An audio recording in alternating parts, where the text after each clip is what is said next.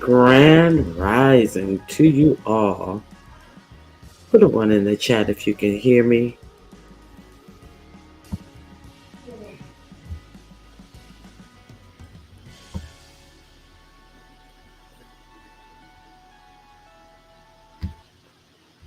Okay. Thank you guys for being here. I see a one. Thank you, aim at myself. Good morning, sincere Saida. You know that you are on the uh, the menu this morning. Thank you for being here, Miss Detroit 313. Thank you for being here on the menu. What we're having for breakfast. Hey Mimi, 126 Grand Rising to you. I am here. Uh, I am him. Thank you for being here. Oh sheesh. Oh sheesh. Okay. So let me go back up. I saw aim at myself, Grand Rising to you. I did see Max in here. Max, thank you for being here. Who else did I see? Liz Livos, thank you for being here. Sandra, thank you for being here. Uh, we have our judge, Mrs. 313, Max Boogie, Rich Rising, and A View is a View, who has also alerted me that she took the damn poll. Okay, but my other judge. And what are they the judge of? You may be wondering. I am having on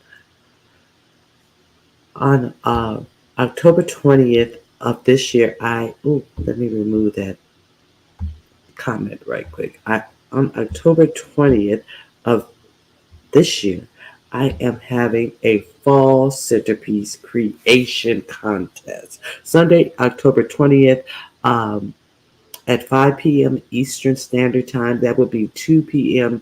Pacific Standard Time and 4 p.m. Central Time. Okay? uh, where you will create a centerpiece, not a tablescape, just a centerpiece for a table. It could be a dining table, a kitchen table. It can be a centerpiece for a mantle. I don't want a whole garland and all that. No, a centerpiece, not garland and all that. If you do it for a fireplace mantle, a centerpiece.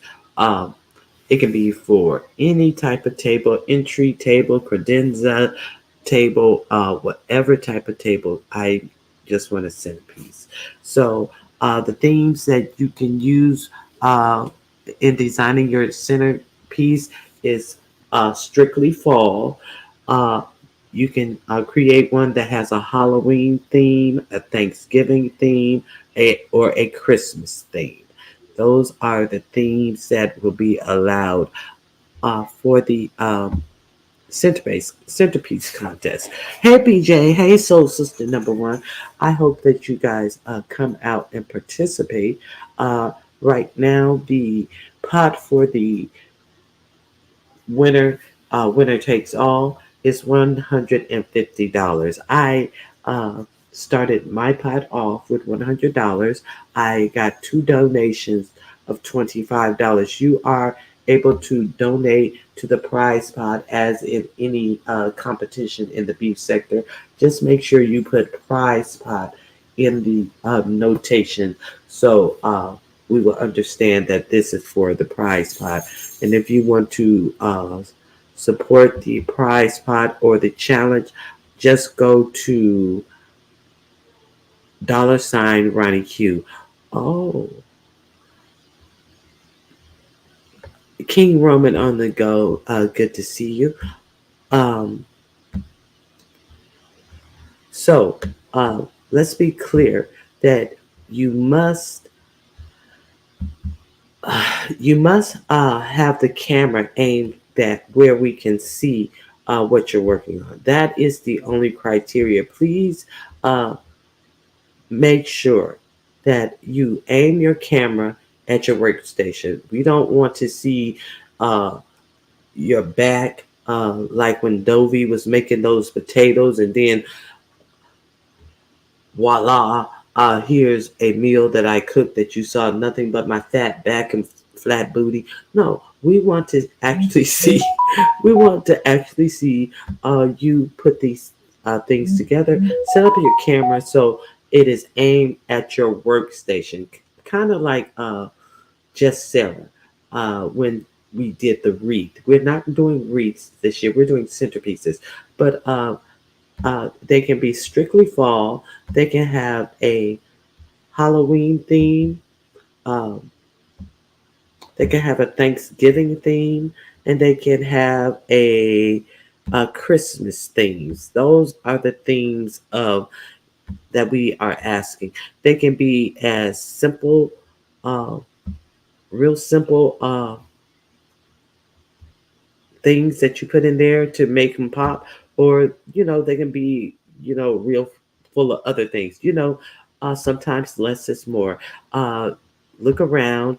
uh Look for, if you need help, you may want to Google traditional centerpieces, or you may want to Google modern centerpieces, which will take where the less is more thing is always uh, a way to go. So just come out and compete. It is not as hard as you think.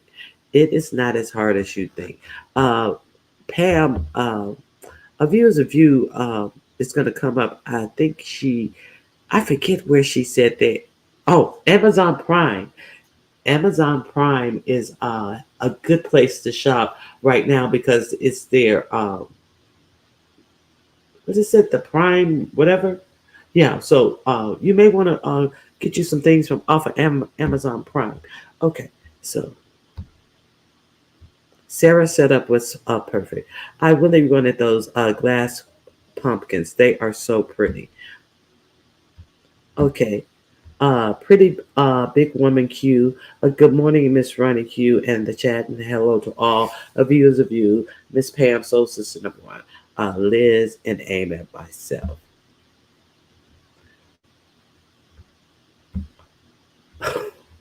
No, you need to see the dirty backgrounds. No, no abuse of you. Bernice, good morning to you. Madison W., good morning to you as well. Grand rising. I'm sorry, grand risings to you all. So, yes, the setup, like you see a view is a view when she comes on. You just see her hands and you just see her coloring table, and that's all I need to see. I understand if you guys are, you know, let's not pretend like we ain't heard the term nigger rig. You can get you can get a tripod that holds your camera up, but you can rig it up where your camera is above your table. So I hope you guys don't uh, uh, fear that. No, I don't want to do it because I don't want to be critiqued on this and that. You can set the camera up where only your work surface and your hands creating your centerpiece is visible. So that's why I'm, really talking about this point of it. I don't want you to feel like you can't come on and be creative and have to be critiqued about what's on your walls and this, that, and the other. We're not interested in any of that. Okay? So see if you can set up your camera and come join us.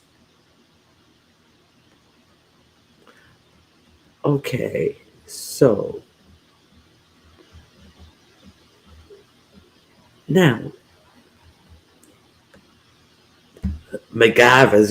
We some black MacGyvers around here. So let's not pretend like MacGyver didn't hold a special place in our hearts. Okay, so let's talk about the YouTube streets.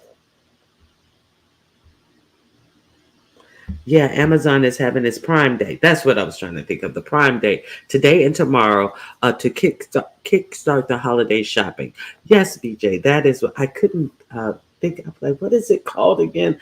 Amazon Prime Day. So that is a good place to start. Okay.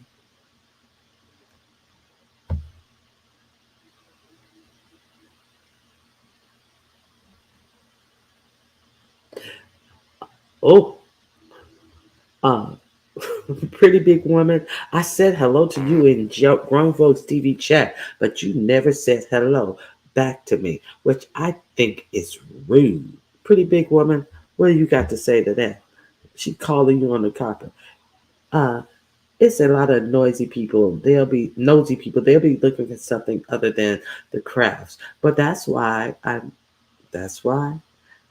telling you how to rig your equipment up. It's not about anything other than what you're creating. So just have the camera hooked up that is just pointing at in the direction of where you're working and what you're putting together. We don't even need to see you. We just need to see your hands putting it together. That's all that's required. Nothing more.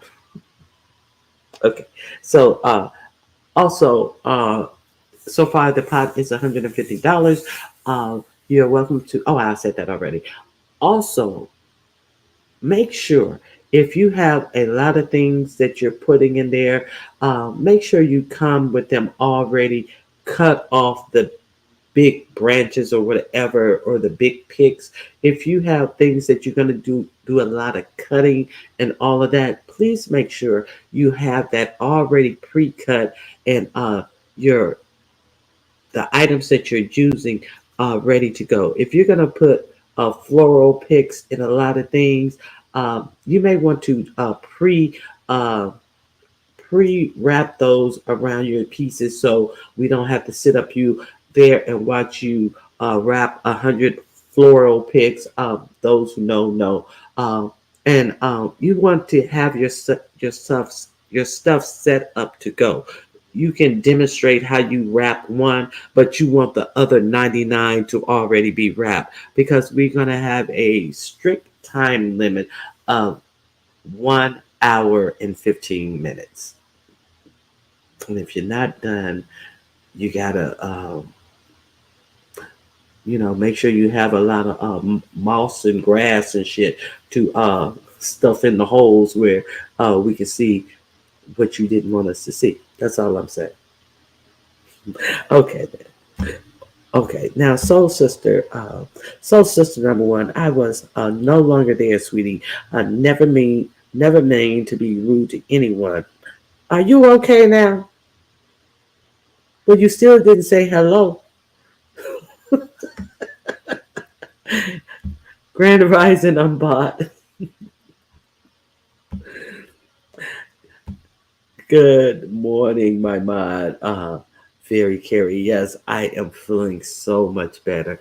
Oh my goodness, it's been a whole thing.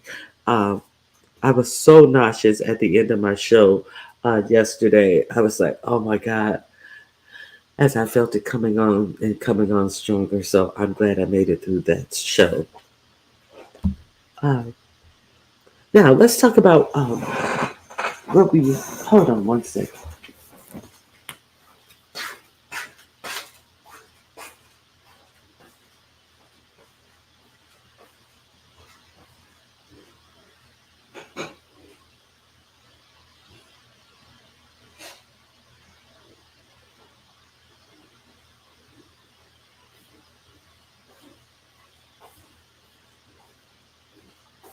I had to get my hydration.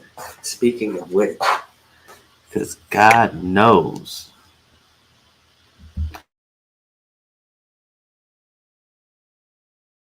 I apologize for that. That reminded me that I have to stay hydrated, because I feel a lot better. Uh, I could tell you didn't feel good yesterday. You sound so much better today. Yes.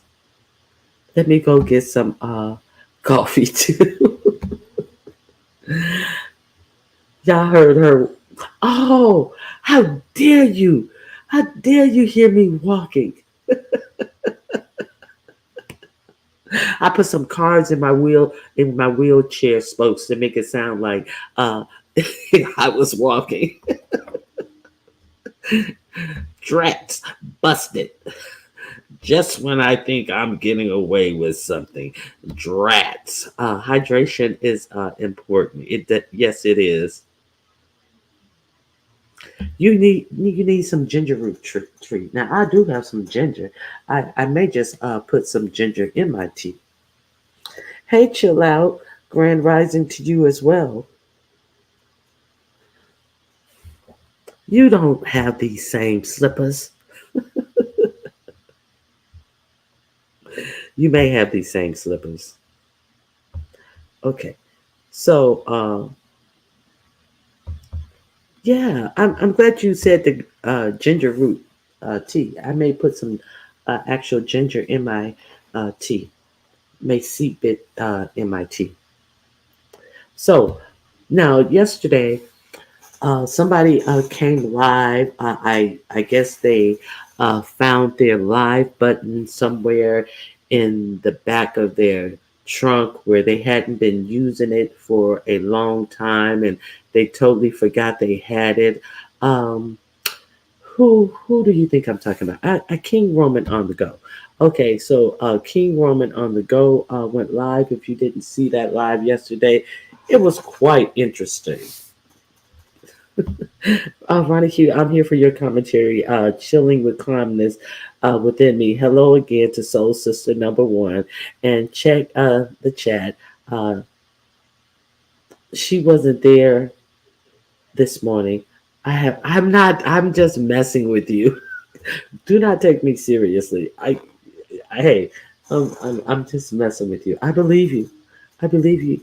Good morning, Carmax. You feel better today?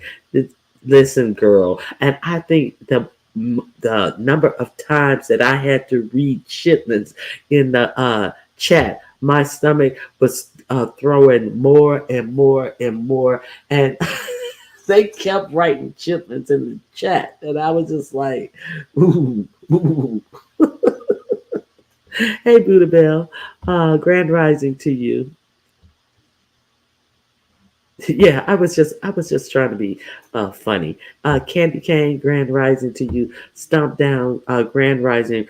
Uh, Regarding being prepared for the contest, please don't uh, be bringing ish out the bag, real bag like Big Uppity did during the last contest she participated in.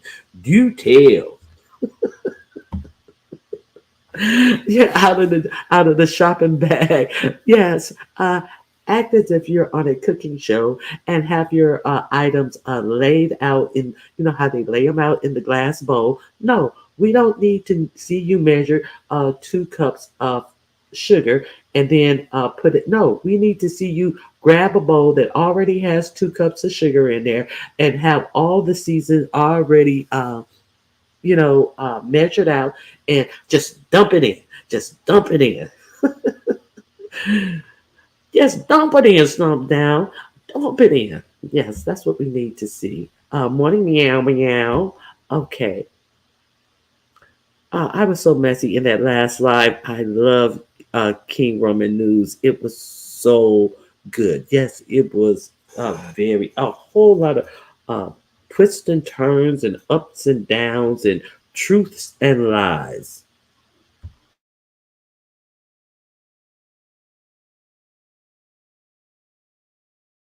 So, we learned that King Roman News and ODS are starting a panel themselves, a la the Gentleman panel. But of course, Jay Dunn has to make sure she's a part of it because she's a whole grown man. So it seems like Jay Dunn may or may not be a part of it. They were willing to add her on. And then someone suggested that she couldn't be the only lesbian voice, but she poo pooed QI being able to be another lesbian voice because QI didn't come out until she was 28. And I've been a lesbian all my life. So there was a little, uh, I must be included, but no one else can be included ism of it. And then the chat just said, well, what we think is we would prefer it to be all men, period. So she may have talked herself into the chat being like, bitch, fuck you too. I don't know. But we'll see what they come up with. They are getting that together, a panel of people. So, did you guys hear about that?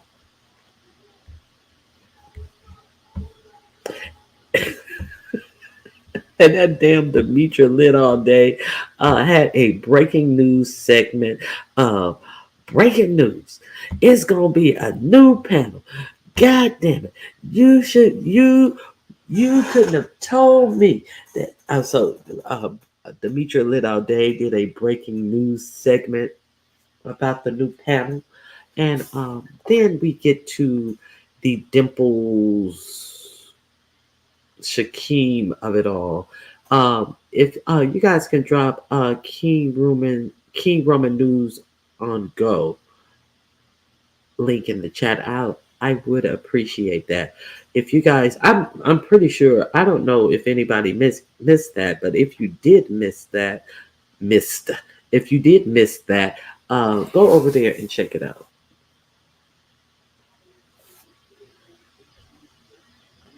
Miss Toby was funny and came up on the panel and said that is she did come up on the panel and said that they don't want QI. Thank you, very Carrie. So that's the link to King Roman's news channel, and then we get into the Dimples and Shakimi of it all. So here's Dimples come, and I was really confused. I was like, well, now Dimples wants to come up and pour her emotions out on King Roman News's channel. Last time I remember there was some animosity there, but now you know everything's off the table when it's surrounding the person you were tricking with. So so Dimples comes up there and talk about how wrong he was. She found out Shakimi sent his dick pictures out to someone, another person, for free while she's getting paid lip service for all her money. And so she was felt like she was done wrong, and I can't believe it, and this, that, and the other, and all of this. So I think the final straw came when Shakimi said that he was really interested in King Roman News. So he said he was interested in King Roman News, uh, and obviously he hadn't told Dimples the same yet. So the way she acted, he hadn't told her the same yet. I'm just uh, basing, what I see on the YouTube streets. So it seems like he hadn't told her that, and that sent her over the edge. So you need to go over there and watch the hijinks and the buffoonery that Lady Dimples was putting down. So she said all of this stuff, and then she got down, and then she came back up, and she said that she had found out that she had earlier said that she found out that he had a free Twitter page, and and then and then King Roman News and ODS is like, oh, we already knew that, and she was like, what? You guys knew that? She said, I wouldn't have known that if somebody hadn't sent it to me at 3 o'clock in the morning, and they sent it to me where I could go to it. And how did you guys find out about it? And then when King Roman News said, well, he gave it to me himself. He was like, well, you know what it gives in our lifestyle. If we find out about it, we're gonna go look and see what it's doing. And so she said, well, I wouldn't have known if somebody hadn't dropped it in my in her DM or something.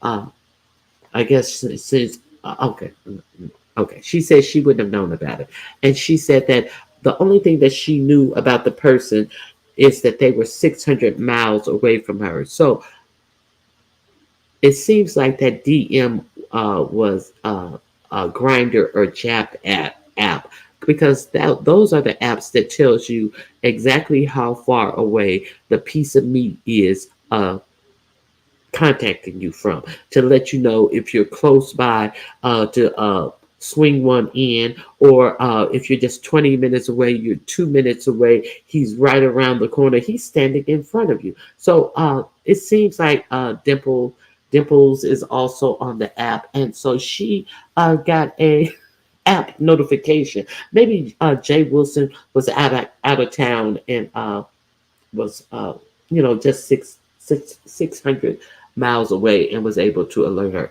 I don't know, but she said she didn't know the person who alerted her, and then gave her his I think it was whatever, his freaky Twitter information. And so she goes on there and she says she sees all of the stuff. TD Jakes is on Grind. From what I heard that too. Good morning, Voodoo. Uh, I heard that too. Oh Lord. Okay, so then she gets down after throwing herself on her sword, and just being, and just just being besides herself, and all the dramatics and this, that, and the other. Then she comes back up. Well, yeah, it's true. I put all of his stuff up on my community wall. It's all there. And if that's really him, you can tell me if that's the same one that you have. And King Roman News never confirmed or denied if that was the accurate information that she put on her community wall. So I found it weird. A lot. I just really find that really weird. To be, well, you guys know I'm crazy, and I do crazy things. Okay, whatever. So you guys, she acts like a scorned woman when she fabricated and romanticizing light flirting from Shakim. Great point. These non-believers get more attention than the women do. Okay, a married preacher on Grinder. At least he believes that is the case. Wait a minute, I missed something. Shakim said Lemon gave that to Dimples.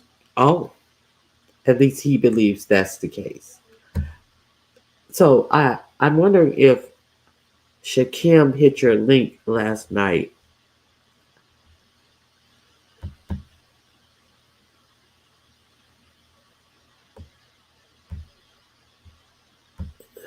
These are sex apps.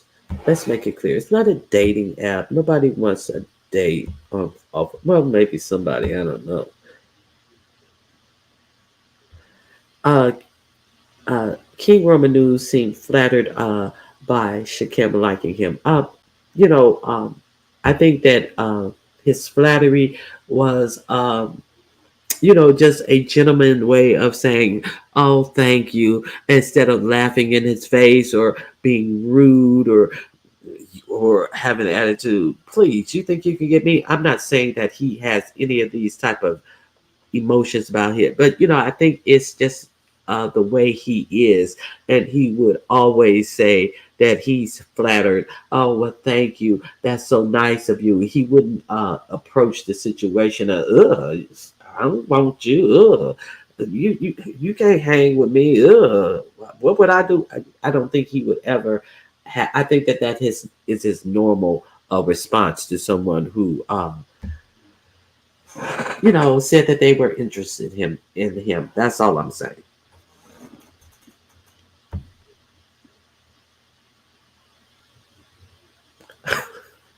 King Roman News doesn't like Shakim as a person, period.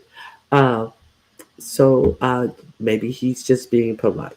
Okay, I don't know about flattered. He seems shocked and surprised. My friend smiles nervously when he's confronted like that too. Also, yeah. So I think that um, I just think that he was like, oh, okay, thank you, and I that's just what I think about it. I don't think he liked him, but he handled it nicely considering it was a baby pig. Okay, so if you guys didn't see that, you can go over there and watch King Roman News, and it went down at the end. It was a lot of moving parts, a lot of moving parts. Okay, so what else did I see yesterday? I told you about Demetria. It was a short live that Demetria did. Uh, and she also is doing a trial watch. Her trial watches are very, very good. If you want to support somebody, go over there. Okay, he did hit your link. Okay, so I want to talk about that. Uh, go if you want something else to watch. You may want to get into the trial watch with Demetria because she has gotten it down pat now, and she even does them in off hours, so you can keep up with the trial if you want to know what's happening. I really enjoyed her her trial watches.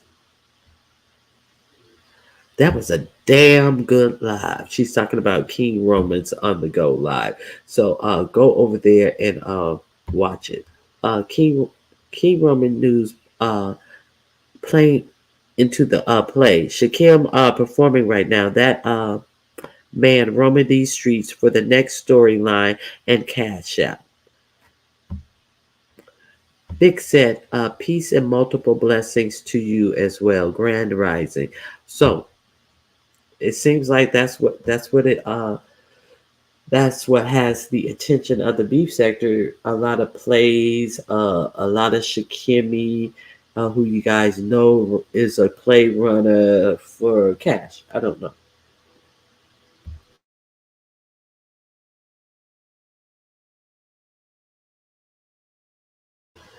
How you doing, ma'am? How you doing, ma'am? How you doing, Rose Bay? How you doing, ma'am? All praises go out to the mighty algorithm. Hey, y'all, not the mighty algorithm. Oh my God. Hey, Aisha. Okay, so I'm trying to make sure that there was no one in between that I missed. No, I didn't watch. Yeah, now I remember why because I was like napping and trying to get better most of the day, so I didn't see a lot of lives. So as I was setting up my live, I see that uh, Rita the Baddest Roaster had gone live. So if you hadn't seen Rita's live from last night, um, her and Sirius Bayless was up there, and I didn't rewind it all the way to the beginning, but there was conversations about, hey, Twilight Kitty, it's crazy how you jumped down MU's throat over what y'all discussed about happening under Trump. My question to you would have been, why did Biden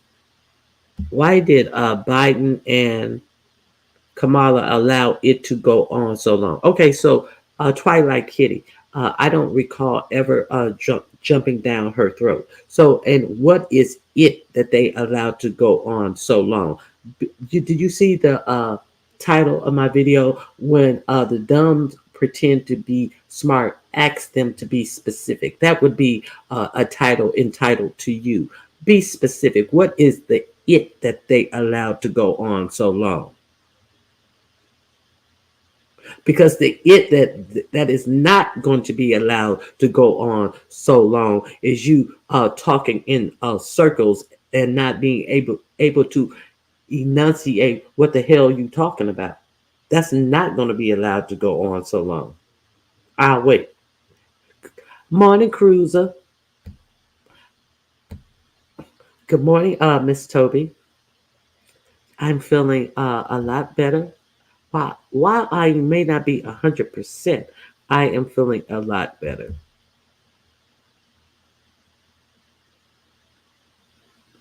Nothing more from Twilight Kitty. Be specific. What is the it? What is the it? Oh, unblock them. Can you go back and unblock them? Because I want to be. I really would like. Is it possible? Let me see.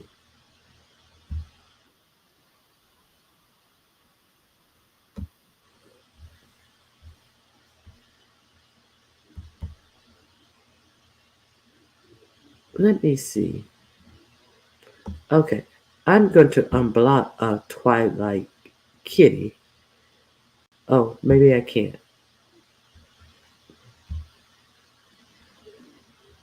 Duh, duh, duh, duh, duh.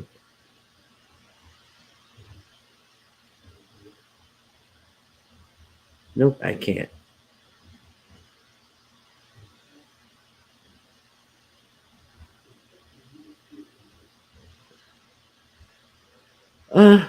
Oh well.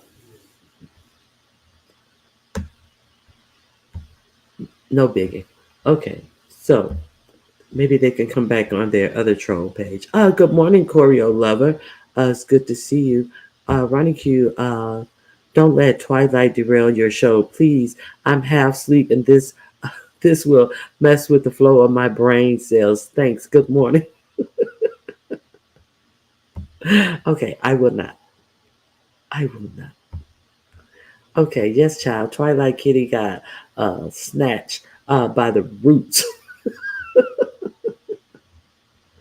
Yeah, but I just wanted to know what exactly the heck were they even talking about.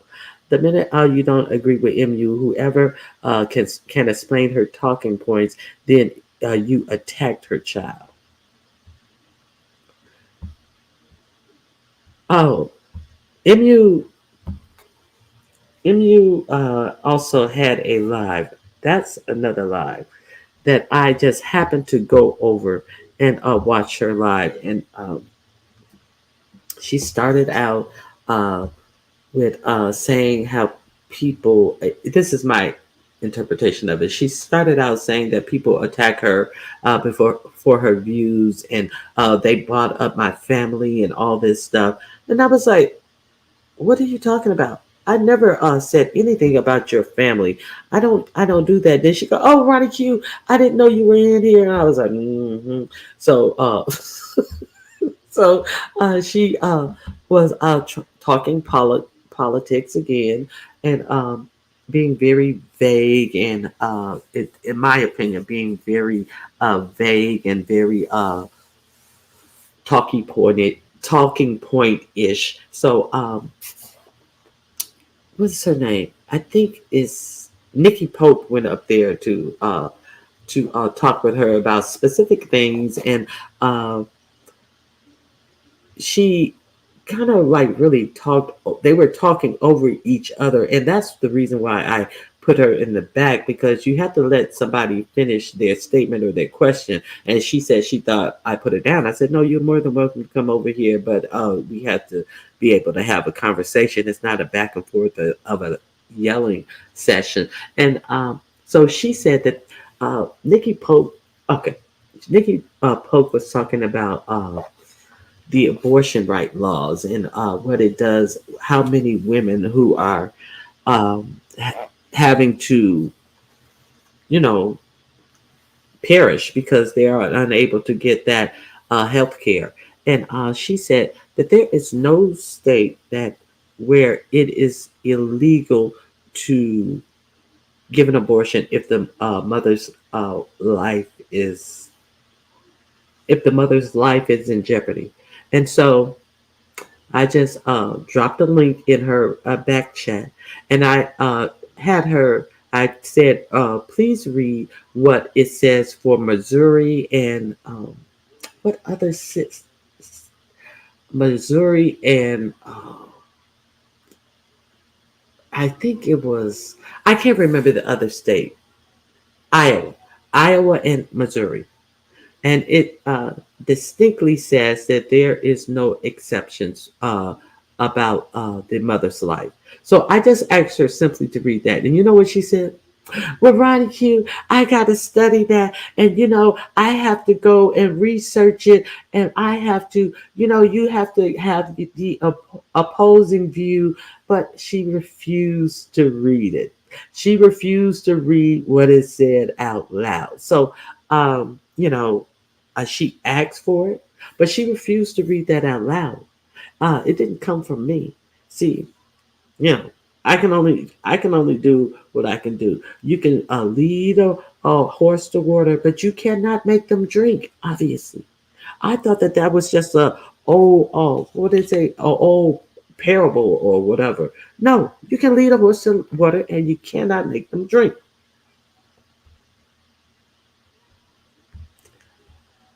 She was spewing the same far right lies with no facts. I respectfully had to leave. I feel it's irresponsible to continue to peddle such lies to an audience based on no facts. Good morning to you, Styles with Tisa.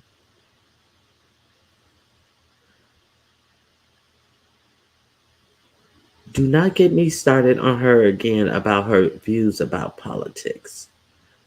Okay. The moderator standing on business today blocked Twilight Kitty with no hesitation. She should have started with no disrespect, running Q. It could have lasted longer in the chat.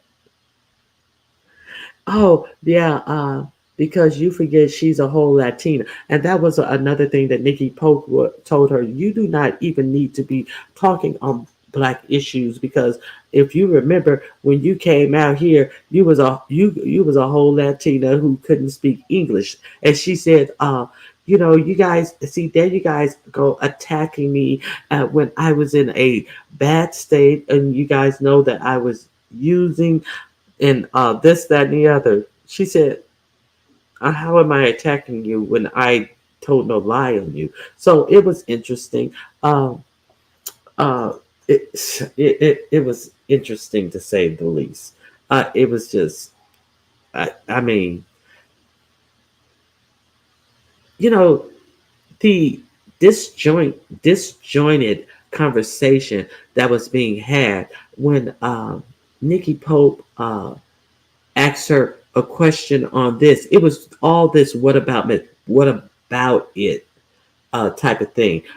What about when they did that though? What about when Kamala did this though? And Kamala is her the you is I think she wants to get out of the beef sector, the black sector. I think she wants to be the next Stacey Dash and be a Fox News contributor because nothing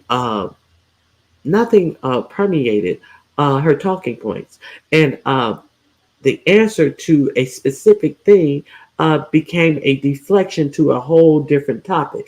She could have stood in for J.D. Vance with the your accent direct question. Well, what about Kamala Harris and something that happened 3 years ago? Well, do you think the election, would you have certified the election? I don't want to go backwards, but what about Kamala Harris not giving people their First Amendment right of free speech? And we're going to talk about that. So it was just interesting. But she is more than welcome to come over here and let us know what she thinks about things. But the deflection, you're going to have to answer the actual question uh, that is asked. That's all. That's all I'm asking.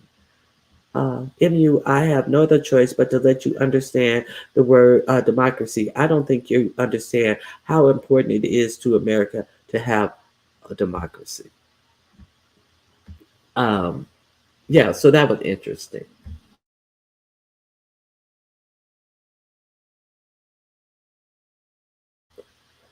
And speaking, well, since we're here, uh, I'm not going to play anything for you, but since we're here, um, No. Okay, let's go forward. We're not here yet. Okay, so then so I heard a little piece of read running ish. So if one of my mods want to drop a reads link in the chat, you can go over there. And she was having a conversation with Sirius Bayless, and Sirius Bayless reiterated that the stuff that's being done on the beef sector to affect people's in their real lives is a bit much and ridiculous. And she also talked about her car being tampered with. I think she said something about her brake lines. I had heard the story previously, so I heard her reference it again. So I didn't hear it on last night's show, but I think I recall her saying that her brake line had been tampered with, and she thought that her former friend was the one who did it. You know, the former friend who had a 3-year hiatus. So and she also was talking about a whole lot of different ways that this person tried to get at her and affect her personal life. So Rita was going ham, and she was like, I don't understand what people don't understand about what's going on. If we were heavy in that stuff back then, doxing people and this, that, and the other. And where did it get us? What did they get out of it? You think that somebody would have learned and grown and see that that didn't do nothing for us. What did we get out of it? But a whole lot of our time, or our flunky's time, spending time on something that is not going to do anything. Um, then there was the talking about the going to school and getting degrees that they're not using.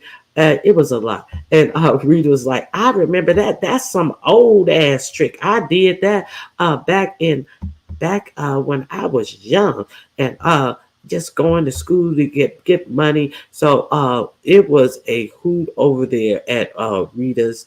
If you didn't catch Rita running shit, uh, I hope my mods have dropped the link for her.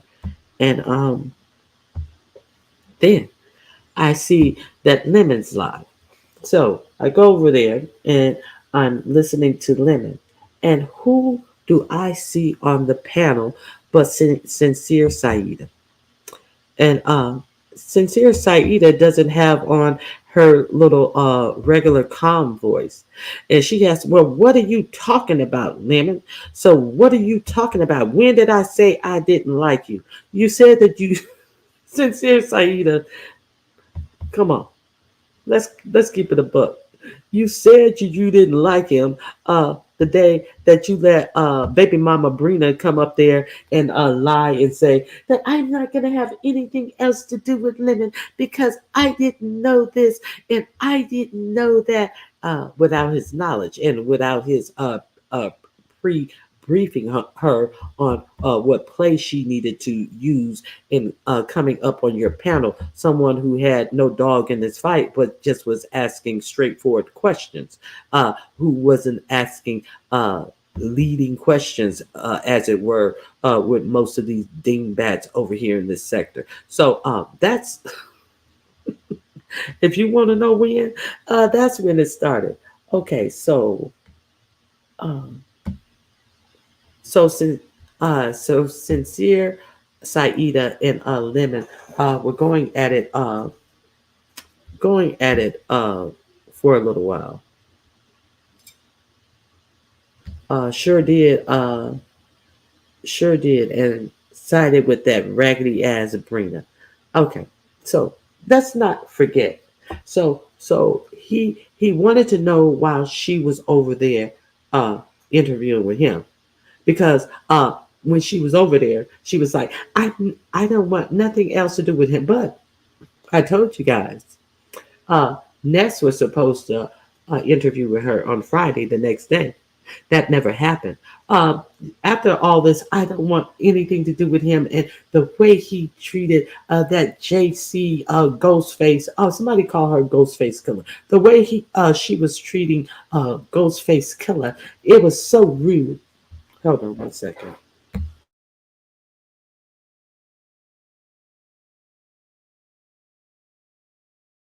It was so rude, and I don't want to have anything to do with him. As she sat in his chat the very same night.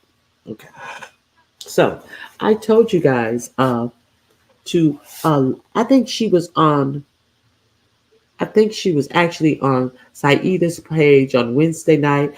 I came live on Thursday. Yes, that's how it went. And I said, I want you to watch what she has to say on Nessus tomorrow and compare and contrast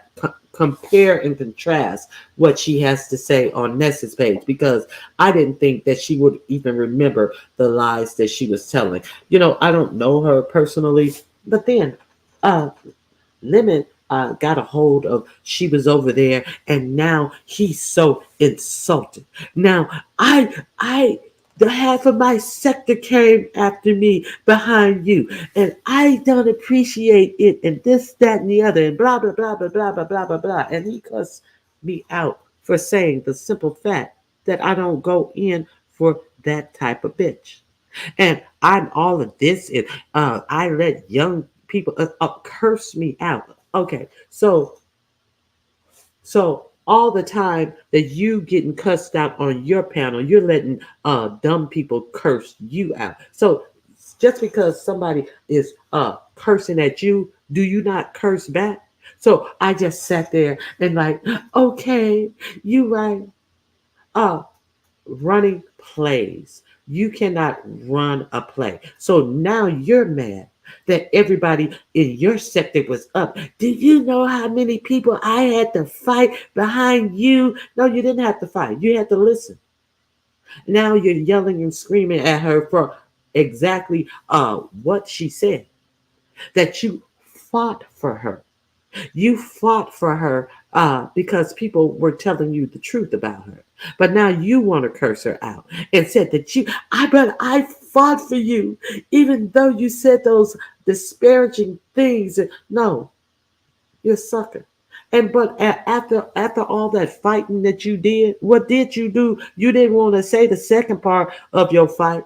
After you did all that fighting, and after people told you what you did, you went right back under her fucking pussy lips. That's what you did. But see, you didn't want to say that. You well, we're seeing if we can work it out, and I may be going. If you didn't want to say the second part, what about that part? You get what you deserve. You get what your hand calls for. Good morning, Kimberly Black.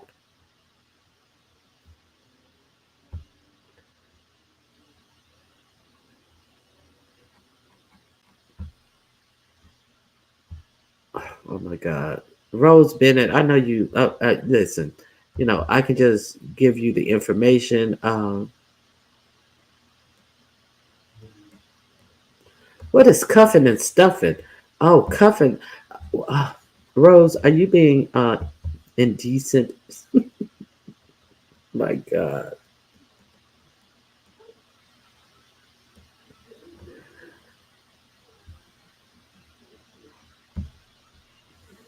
Okay, that's where I was. I love it when I catch the tea when it's live. Okay, so there's Sincere's link if you want to catch up on her. She went so after she was on Lemon's live,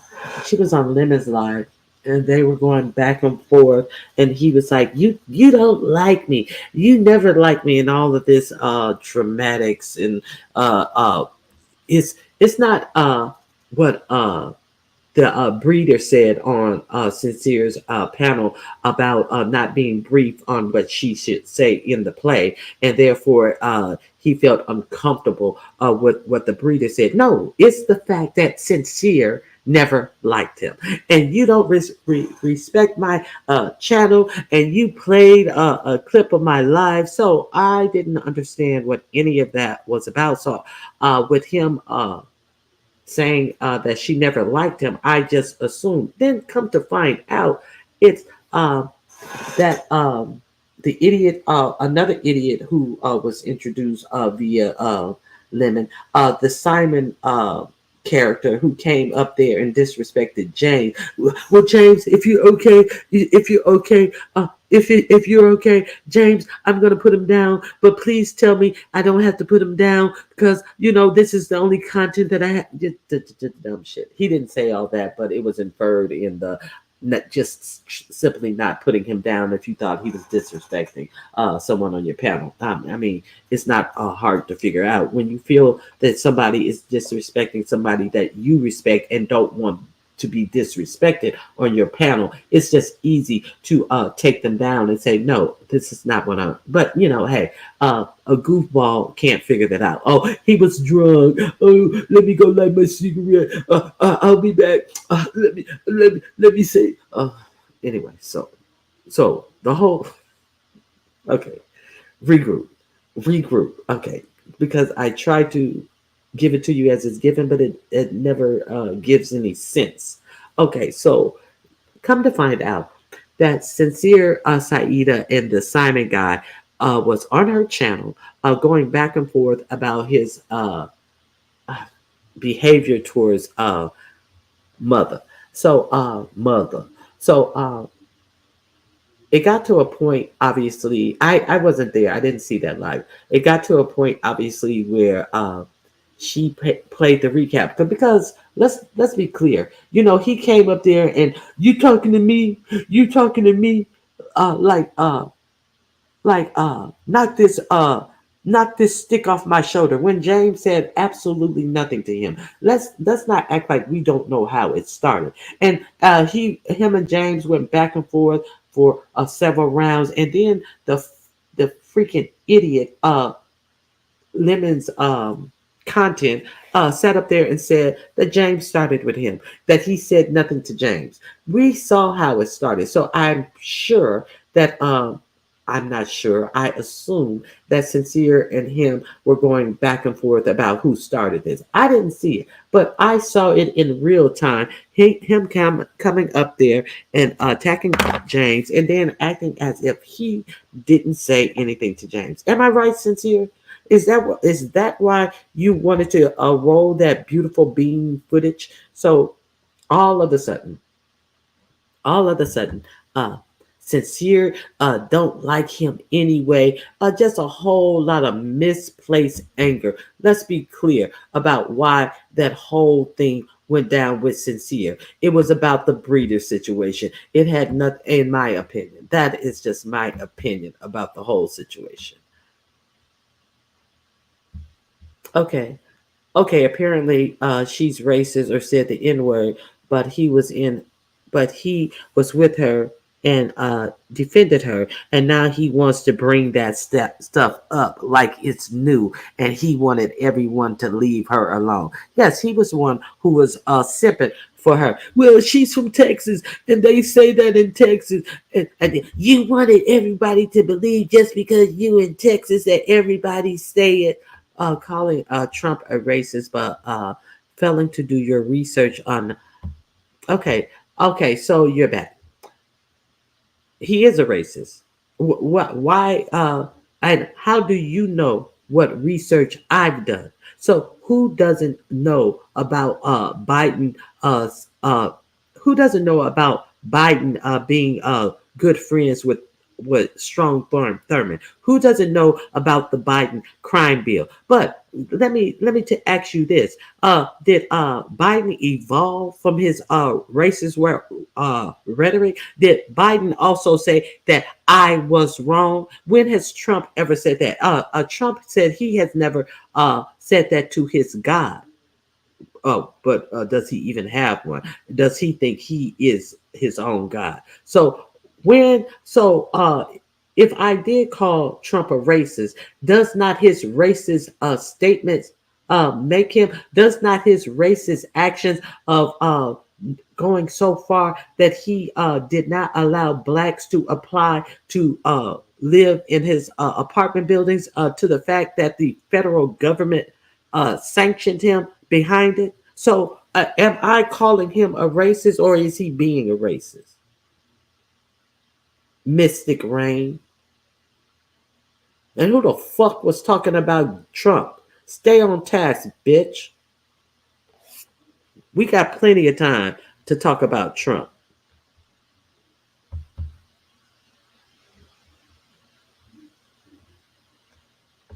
And God forbid someone has a different opinion with you. They will be screamed over, put in the back, or put, yeah, if somebody's talking over me, you goddamn right, they're going to be put in the back when I tell them to stop talking over me. What you thought this was?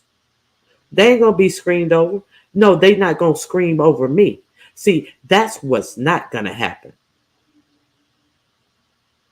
Typical mean spirited black female Democrat foolishness. Yeah, okay. So typical motherfucker who think that black women don't have the authority over their panel. Typical dumb motherfucker who always want to call black women who are intelligent and have an authoritative stance, and when they should have one, always want to call black women typical mean black women. Get your stupid ass out of here. I got that one myself. Okay. Uh, Lemon was listening to Code 75% Black Behind, who thought he was Asian, encouraging him to date the breeder with 9 kids and 8 baby daddies. Lemon ain't no victim. Uh,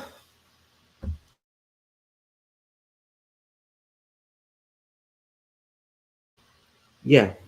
And I wonder if he would date the same type of person.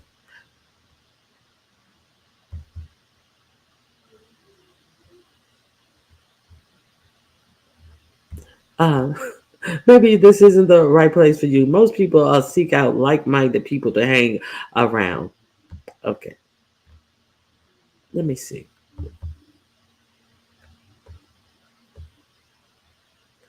I can't give a dang about a female calling me a bag of ninjas when she doesn't give a dang about her 8 kids. She calls one a ninja. She's calling us all one. Why are you messing with her again? Good morning, Yaya. Why are we messing with Octomom? I don't understand. But no, he's mad at Octomom since Octomom appeared on Sincere Saida's page and said that she's never going to have anything to do with him because of the way that she treated Ghostface Killer, and she is not gonna do anything. And it was so disrespectful how Ghostface Killer was trying to talk to her when she came up, and he ignored her. Much like I did when I hit the panel and Ghostface Killer said hi to me and I ignored her. I am the only one who can ignore Ghostface Killer. So I'm over here on Sincere Saida's page and I'm acting like I was just insulted and just disgusted how he ignored her. Only I can ignore her. The bullshittery of it all. So then only for her to be right there over on his page the very same night. So um, that's what it does. That's what it does. The plays of the beef sector. So he, okay, I'm gonna drop my link for Sincere. Sincere, are you still here? Maybe you can explain exactly why you decided to play a copy of what was said on Lemon's Live, and that just shows that you don't respect me as a content creator. What content have you created? What content have you created? Why does he continue to call himself a content creator? You're a play creator. You're a creator of lies and bullshit. Content you do not create. You have panels of people who create content. But what content do you create? The motherfucker sat up there and uh, um, said that story about I was so embarrassed. He it was our first night to go in the club, and he had on a flip flop, one sock, and he was all ashy. And he was this. And can you believe it? He had on this. He repeated that shit about 19 times. But no, the most unbelievable part of it is that you here are months later, you have a problem with it, but you stood there in the line and accompanied him dressed that way to go to the club. But you ain't. The people were looking at it, and but you were with him. So you want us to have such a visceral reaction about what he had on months later when you stood your dummy ass up there and was hand in hand with him going in the goddamn club. You were actually seen out in public with him to go to the club. So maybe it's not something on him. Maybe that's where he is mentally or unstable. But the simple fact that you are presenting yourself as so beyond it, but you stood your ass right there with him. And why is it now? Why are you even talking about him? I thought you weren't going to even be talking about him. You can't even get over him. You still talking about him. And what was acceptable months ago by your ass from him, but you want us to look poorly on him. No, it looks poorly on you that you stood your stupid ass up there with somebody with one sock on, two big shoes, an ashy heel, and you didn't say anything about him smelling to high heavens. See, you're trying to think of all of the reasons why it was okay for you to go in his computer. What he did to you. See, this going to the club, that was after you had already went through his computer. Any type of reason to try to justify why you went through this man's computer. You a scumball, just as you're a worse scumball than him. So any and everything that you say about him, you are worse scumball. Okay, where is it? I figured that's what it was. I didn't even say it. He was on my live saying James started with him, and yeah. So uh, Lemon decided to jump out of his emotional bag on me. I Oh, she's here. Okay,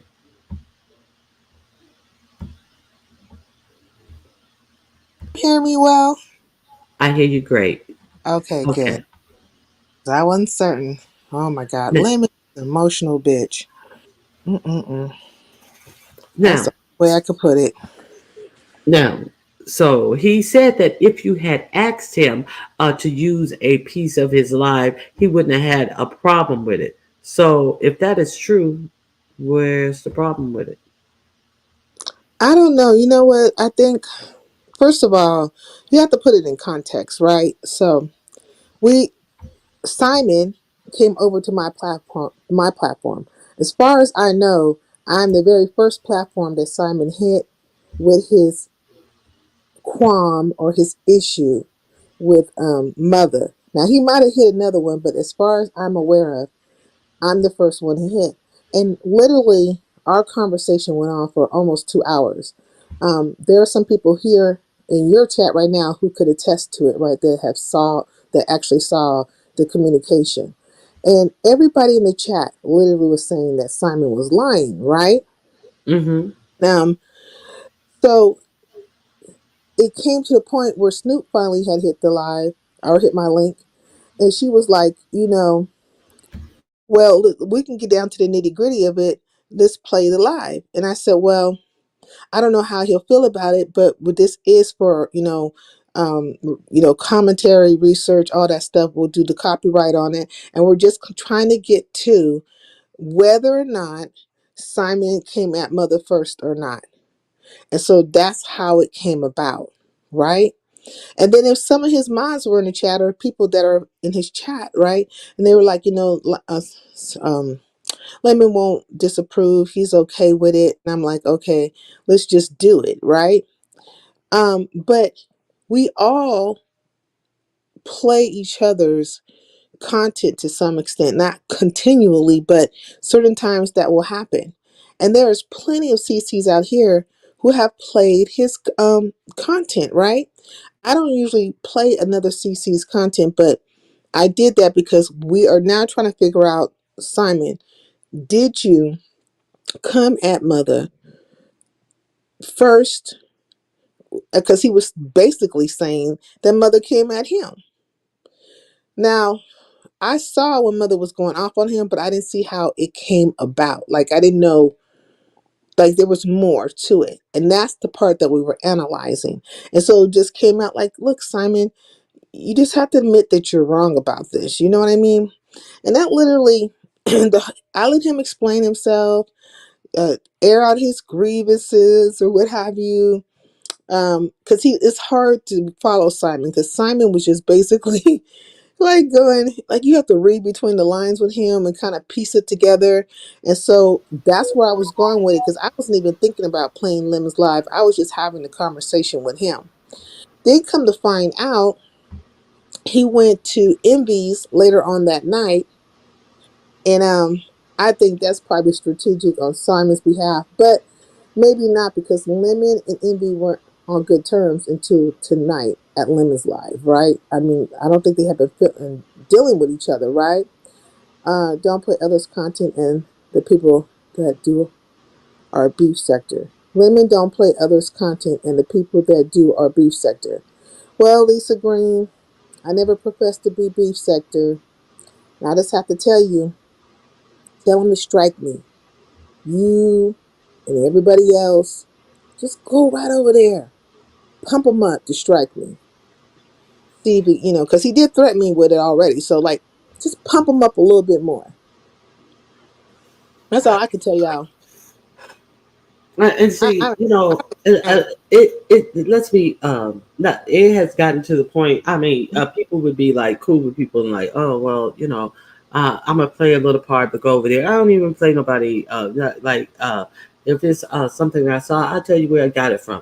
But mm, I understand that it. I understand what you're saying, but he, shit. He changed with the motherfucking weather. I don't mind I don't mind if you play my content. See down. Reading Lisa Green. Or he doesn't play other people's, and yeah, but he's given people permission to play his stuff. So and I mean, I don't really know how true that is or not, because, like, in my mind, I'm feeling like I've seen Lemon do a thing, but I can't really pinpoint it, so I won't even go there. I will right. go by what Lisa Green is saying, that he doesn't do this, he doesn't do that, and all I'm saying is that if there's people who support Lemon, by all means, I feel like you guys should all rally behind him and just tell him, strike her. I mean, it's in his mind already. Just push it over the edge a little bit. Yeah, for folks are flippy floppy.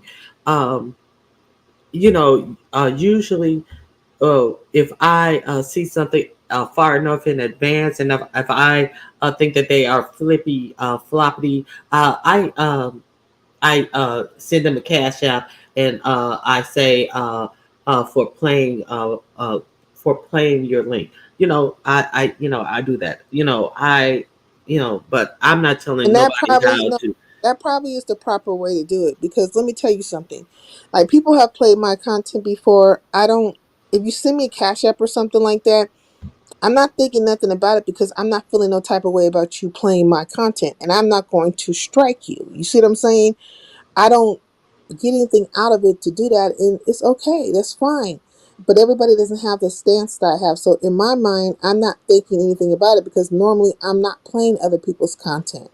Now, Um, see, hold up, full stop. See, Lisa Green, I don't understand how Lemon knows that she don't like him, and that's why he was upset. Because what? What interaction had you had with Lemon that he stated that he know he you don't like him? Where did you guys get in this position of him knowing you don't like him? I don't know because I don't dislike, or I didn't dislike Lemon, and really right now I don't even dislike Lemon. But do I feel like I don't want to be bothered with him? Yes. Like I don't want to be bothered with him anymore. But I don't dislike Lemon. Like I didn't, you know what I'm saying? But if he wants to be on that page with me, like if he wants to have an issue with me, then he can have it. I will understand that he has that issue, and I'll just leave him the f alone because now I'm perturbed with him. Okay, Because now you, so because the way he was see, talking. wait a Go ahead. minute. Now, I didn't know that you came on his page. Did you come on his page frequently prior to Brina, prior to her hitting your link? Did you used to go on hit on his link? I think a total I can count it on one hand. I mean, maybe like in total, I hit Lemon's link maybe. I'll be five. I'll say 5 times to be generous, but really maybe like 3 or 4 times. And how was your communications? Did you guys have any back and forth, or it was just regular talking about whatever was being talked about, or did you bring up the baby Brina stuff and talk about that No, prior I never. to? I never Okay. brought up the Brina stuff to him. I used to tease him about how he used to conduct himself with Lemon. I mean, not with Lemon, with Shakim. And I Okay. literally, I was like, I started calling him a pimp named Lemon Pepper Stepper. And I would say Oh, that okay. to him, because the way he was coming at Shakim was like aggressive, like that was his bottom B or something. And that's how I would be. And I said it to him in his face, and we're laughing about it and stuff. And he said, "Oh no, it's this way and that way." And I'm like, "Okay." And I'd be in his chat and stuff, but I never like came at him in a crazy way. Nor did I ever have intention to really come at him in a crazy way. You know what I mean? And but I think what it is with Lemon, I think he doesn't like the fact like there's times where I have communicated about what I have seen going on, right? And primarily I think from the Shakim side, but say Lemon is part of the narrative when it comes to Shakim. But I have stated, and even over here I think I've stated that I believe Lemon, might go another way, which is nothing. It's neither here nor there, right? He might be yaggy yag, don't talk back. He says that is not a problem, but I think that is the problem. I think he doesn't like the fact that I have said that. But he says it's not, so let's just go by what he says. So if that is not the problem, then the only problem could be is that he thinks I don't like him, and I don't know what that would be based in. Other than the fact that I've said he was, I think he's yag. So there you go. Now, you don't have to go far because I saw the exchange actually on Lemon's panel with James, and I saw who started it, and then I saw Simon started with James, and James had not addressed him in any way, shape, or form. And what did this man say about me? What did I forgot how he basically? Wait a minute, what are you talking about me? What? And then like started with James, and after a long back and forth, he then turned around and said that James started with him. So Well, I yeah, and I figured told that's Simon. what happened on your page. Well, no, I let Lemon talk, and then there was a lot of people who trickled in, and they were saying, "Oh, he's lying to you, sincere, la la la la," and it's not particularly that I believed him. I just allowed for people to get their voice out. Like you just say your piece, and I'm trying to follow what you said. Right. But when it came out, through the visual that James didn't start with him, I said to Simon, "Look, we looked at this, and nowhere in this does it look like James started with you. Matter of fact, when you came up and you were coming at him, he said, 'Who are you talking to me?' And I said, 'Simon, this is your chance. That was your chance to say, 'Hey, no, I'm not talking to you. I'm talking to this person above me or whoever.'" Or you could have just said simply, "I don't know who I'm talking to, but I just think somebody said X, Y, and Z." And that would have just tapped James right out. But no, he doubled down on it, right? He was, "Yeah, I'm talking to you." And it just went on from there, right? And so Mm-hmm. it just proved that, the whole thing just proved that Simon started with Mother. And I said, "Well, can't you see where you might have been wrong in this process? Like, can you see anywhere in this where you might have quite possibly could have been wrong?" And I was really I was really in my own way trying to get him to kind of see where he was wrong, and then possibly just admit to it, and then therefore he can apologize, and then it could be done, you know. But he wasn't going there yet, and I don't know if he's went there yet at all. You know, I don't know if it got better or not. Um, But but my thing, but I don't think he feels that he was wrong because I mean it was obvious when they told him James didn't say anything to you. So like you say, that was a jump off point to get off of that bullshit he was on. So in my opinion, I think that that was his intent. I'm gonna come up here. I know who James is and how he's revered by certain people in the B sector. So therefore, I'm gonna go up here and shoot my shot and talk my shit to James. I think that that was his only reason for going at James. He thought he was gonna bust a nut on James or some shit, and then wound up looking like a fool. it was just that whole thing was just weird, and but it's even more so weird with Lemon, right? Because like I'm not saying that I am 100% correct, because even though I've been a CC for a while, some of the etiquettes of being a CC I am not so familiar with. And because I am loose with it, right, on my behalf, like where I might come somewhere and they're playing my video, like because something happened there. But I'm not thinking I want to strike you. I'm like, oh, okay, that's great, you know, and keep it pushing. So in my mind, the way I see it is like I'm not thinking that maybe I have upset this man, you know what I mean, or anything to that nature. But we could have had that conversation. And I simply would have said, you know, I wasn't trying to step on your toes or anything like that, but people from your camp was in my chat and they said, oh, I don't think he would mind, whoop de whoop de whoop. And we even said, like, you know, go find out. And then finally I just said, let me just put up the copyright so we can just get down to the nitty gritty of this, because the conversation with Simon had went so long, right? But what I want to say is that me playing that clip is not the issue with Lemon. That is what he used I for agree. to What's the issue? justify, right? To justify whatever his issue is with me. Like Okay, that's what he used. Like the same thing like with Brina, so baby mama Brina, right? Like he knew the whole time that she said the N word or said this, that, another. Like I'm hearing different things about what she supposedly said or did. And the whole time you were dating her and you knew about it and you defended her. But now all of a sudden that is something you want to use against her in order exactly. to what? What do you Exactly. what do you want? Do you want to get the people to rally against her? Like what's the problem? Of course, he's trying to rally the same people who he defended her for to be against her. Uh, Hmm.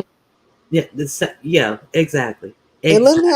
Lemon has a way of doing that. Like No, no, he doesn't. No, I mean, I see exactly what he's doing. He thinks that he has a way of doing that. With this mad voice, I took up for you. I defended you. Yeah, you did. So why are you mad at her? You did that dumb shit. well, like what I noticed with Lemon is like if he gets upset with somebody or he starts feeling away, he wants everybody else to jump on the bandwagon with him. He can't just have that one on one with that person or that toe to toe with that person. He needs to feel backed by whoever, right? And I'm saying, don't take shots at my channel. Don't take shots at this, that, and other. You don't understand this. You don't understand that. Okay, that's fine. Take shots at what I actually have done to you. Like on the real. Let's have a real conversation. Like not about I played your commentary or whatever the hell, however you want to describe it, because it's not that. Because you started off with whatever you were starting. You were like, I think you started off with a monochrome of truth. You don't like me. Okay, so you think I don't like you, and what is that based in? You never got to that. You never got to why you think I don't like you. But it bothers you to a point you start a whole argument with me. And then you didn't want to be in the argument with me. You started while I was in the chat, And then when I come in, it becomes like, oh, you came in hot and heavy. No, I met him with the energy he was bringing. The same energy he brought, I met him with that. So let's go there. What is the issue? And then when he couldn't handle the conversation, he wants to drop me down. So now it's excuse. Oh, you talking over me? No, no, no, no. You wanted to talk over me. I didn't allow that. I didn't allow for certain things that you were going to do. But I can't stop you from putting me in the back. But you put me in the back and you still talk shit. So then I leave. I'm in the chat and I let him know that he's, of F, F boy. And I come back up and I can't remember. He lit me up and then he was getting ready to start with that stuff again. I said, now check this out. Let me do you one. I'm gonna leave you the F alone. And I left. Now, so you left, and I kind of woke up and I saw Shakim on there, and I didn't know if it was the same one because I had fallen asleep. So you left up, you started up your live, Mm-hmm. you you you know, said what you had to say about this situation on your live. If you guys drop us sincere Saida's link in the chat, you can see what she had to say about it. Now, what did the Shakimi is give us a brief thing about what Shakimi had to say about that situation, or why did he hit your link? Well, he actually hit my link to talk to Brenda because Brenda wanted to ask him a question and she was asking him about the whole situation with Dimples, right? But we had a couple of conversations going at one time. And so we were kind of teetering back and forth between them all because I think to all of us at the time, all of them were of some significance, right? But in relation to Shakim, basically Shakim said something that I found very interesting was that he believes that Lemon shot that Twitter page or whatever over to Dimples and Hmm. picked up that whole situation. So So, go, what? go ahead. How? So, is he saying that Lemon knew his Twitter page, and did he give Lemon his Twitter page? How would Lemon know his Twitter page? Well, it's all coming back to the day when Lemon went into his computer. Okay. And So so I, now Lemon was over there saying that distinctively that he didn't see certain things. The only thing that he saw was invites to parties uh, to X parties. So when was with him when was Lemon saying that? last night when you were live, and then I didn't know that, I was going back and forth, but that was one of the things that he said. This Isn't is that the very interesting? only, isn't that very convenient? I didn't see any pictures of him. Well, I think he said he saw one picture of Shakim, and you could see to tell it was his hands and feet, and one picture of somebody responding with a picture of their naked butt. And he I mean, said, what would cause Lemon to start to talk about Shakim and the computer and all that stuff all of a sudden when I'm live talking to Shakim? Like, what would cause Lemon to do that? I mean, uh, didn't he have something else to talk about? Wasn't there something more interesting? no, the remainder of the conversation was about Shakim and what he saw. And it was not, it was just one picture of him. I don't think he said you would notice some hands and feet. I don't remember if he was trying to say that he was nude, but he said that the other person who responded with a nude butt, but he did not see anything actual that Shakim was doing. Well, okay, we're gonna go I mean, beyond that. But he said I the just find only it thing odd though. the only thing he found was a bunch of invites to those type of parties, like bring a hood and nobody have to know type of parties. And I'm just like, so It's like I'm what gonna what's it? What sense would it make for him to come out with, "Oh, you don't know what I got, and I'm gonna expose you"? Well, if that's all you got, that's just invitations that somebody sent him. So, what exposing of him do you would you have to have come out with? Oh, I know what you did. Actually, somebody sent him something. People send me emails about shit all the time that I maybe once had an interest in that I'm no longer interested. Is that a, ooh, I'm gonna tell that you still shop at Michael's instead of Hobby Lobby? I'm like, what are you talking about? So it was bullshit. That's the only thing he saw was invitations. So that's what you came out here and told the streets that you had so much dirt on Shakim. You know, Lemon's like an enigma. You know what I mean? Let me just say, I'll leave his panel, and he was on a high because he felt like he did his big one, right? And it seems to me at that point he should have been jovial. He should have been talking about whatever the hell, knocking me down a little bit, and then going on to the normal old women's date up club and stuff like that. But for some reason, he found his way to a conversation about Shakim. And then what's so interesting is that Shakim happened to be on my panel talking about how this fool went through his computer and took a whole bunch of stuff up out of there and now is sending it out to a Dimples. So, I mean, I just find it odd that he would be talking about a computer And when there trying was no to, reason for him to be having that subject matter. Like, what would cause him to have that subject matter all of a sudden? And my maybe he was going over to your chat or your page with only 40 people listening. You only got he 40 could people not in have. the room. He could. Maybe that's So what happened. I'm so insignificant. Hmm. He couldn't You know, possibly you be know, okay. maybe he charged his other. Hold on, let me go charge my other phone. Hold on, take the panel for 20 minutes. Why I say I gotta go charge my other phone? Maybe it was one of those moments. He's so.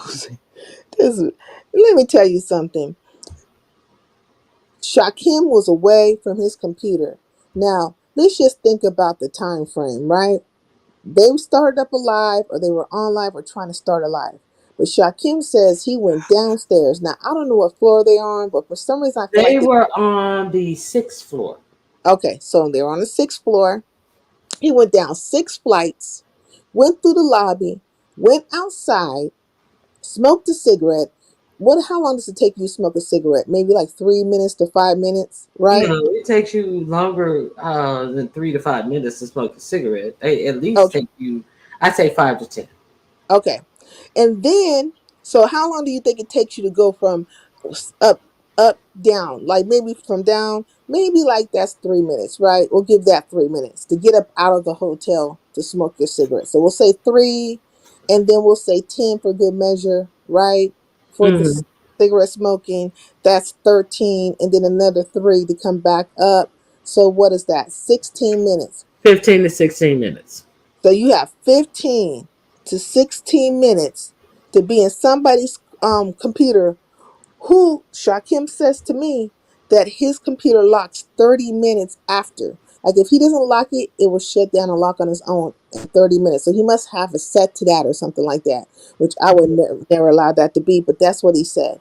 So it's open forum for 15 minutes and 1 minute for good measure, an added minute for good measure. Now, what do you think a person can do for 15 minutes in an unlocked computer?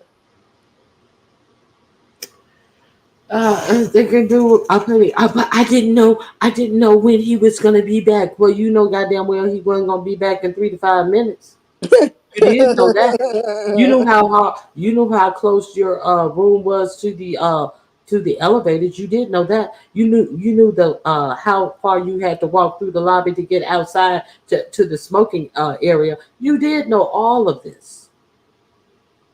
So that's all I saw. Because I didn't know how quickly he'd be back. Get the fuck out of here. And then we have to look at the conversation, how it changed. First, you said you had 36 downloads or snapshots of whatever Yeah. was roaming Remember, through it. it was 30 something, and I can send more of the same invites. Mm. Oh, I got something far worse. I just sent him the easy stuff. I got far worse. Okay, so And then invites. And now it's Sabrina, only invites. Okay, go ahead. and baby mama Sabrina, she drops in my chat when this conversation is going on. So this all happened on my last live, right? And she says that Lemon told her behind the scenes, basically that he has some stuff on Shakim, and and it's going to mess him up, and not only the beef sector, but in the Mo 3 sector. And I'm thinking, why would Lemon want to be dealing with the Mo 3 sector? Because I could have swore he told me that I'm not beef sector, which I fucking know, and that I shouldn't be dealing with nothing that has to do with beef sector. But what you tinkering around in the Mo 3 sector for? Why you even make commentary about the Mo 3 sector? Why do you think it's okay for you to say anything or put any kind of plays or any kind of bullshit in the Mo 3 sector? Ain't you beef sector? Ain't that where you supposed to be? Um, This man has all kinds of rules for people, not for himself. Not for himself. It's just amazing. Now, Mm. okay, so yeah, I was just curious. So it's a whole bunch of BS. He talked about Shakim for the remainder of that live. So why are you talking about Shakim? Because he saw Shakim over there on your panel. He saw Fact. him over there on your panel. That's why he talked about him the remainder of his motherfucking life. And talking about how he looked, and he looked so inappropriate and embarrassing. But you say this 2 months later after you accompanied him, looking just like that into the club that you talked about. You were so aghast that he would dress like that to be going to a club. But you were standing there right side by side with him. People were laughing at us because us was there. Us was I mean, there. look, Ronnie, we're from California, and we know that California, and Nevada might as well be one state. May All as well. kinds of okay, like so many people from California live in Nevada, and so many people from Nevada live in California, and we cross that border or that line all the time. Like we're always in each other's state, and we all know when we're going to Vegas, we know what it gives. We know exactly what to do and what to bring. Like you went there dressed like a bum your damn self with no money. How do you call yourself a Californian and you know you're going to Vegas of all Hmm. places and you go broke? I'm calling his California card. That nigga ain't from California. I don't know where the hell he from, but he doesn't even act like one. Like he does not act like a Californian. Like the way he gets down and everything is just not right. Like it's just weird. And then he wants to call me out and say, "Oh, you're not from California." Yes, I am, and you know I am. That's the Yeah. truth. With all these changing accents and inflections and all of this weak sauce, ain't no. First of all, ain't no no California tough guy that I know of is gonna be up here with all this lip and all this talking about he's just an enigma. With these light blue Timu shoes on, with no name brand on it. You could have went to motherfucking Big Five and got you some some motherfucking sketches or some shit. God damn, not the Timu shoes and all of these t-shirts and all this bullshit, and think that you doing it.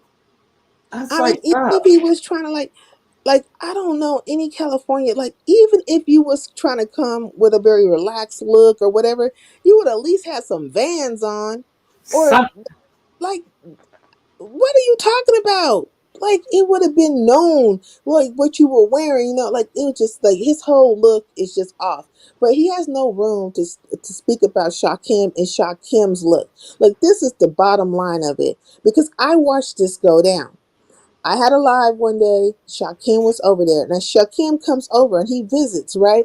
And Shakim was on the panel, and then Lemon comes from out of nowhere, and he's in my chat, and I'm like, what you doing over here? Okay, because you don't really come over to my space, right?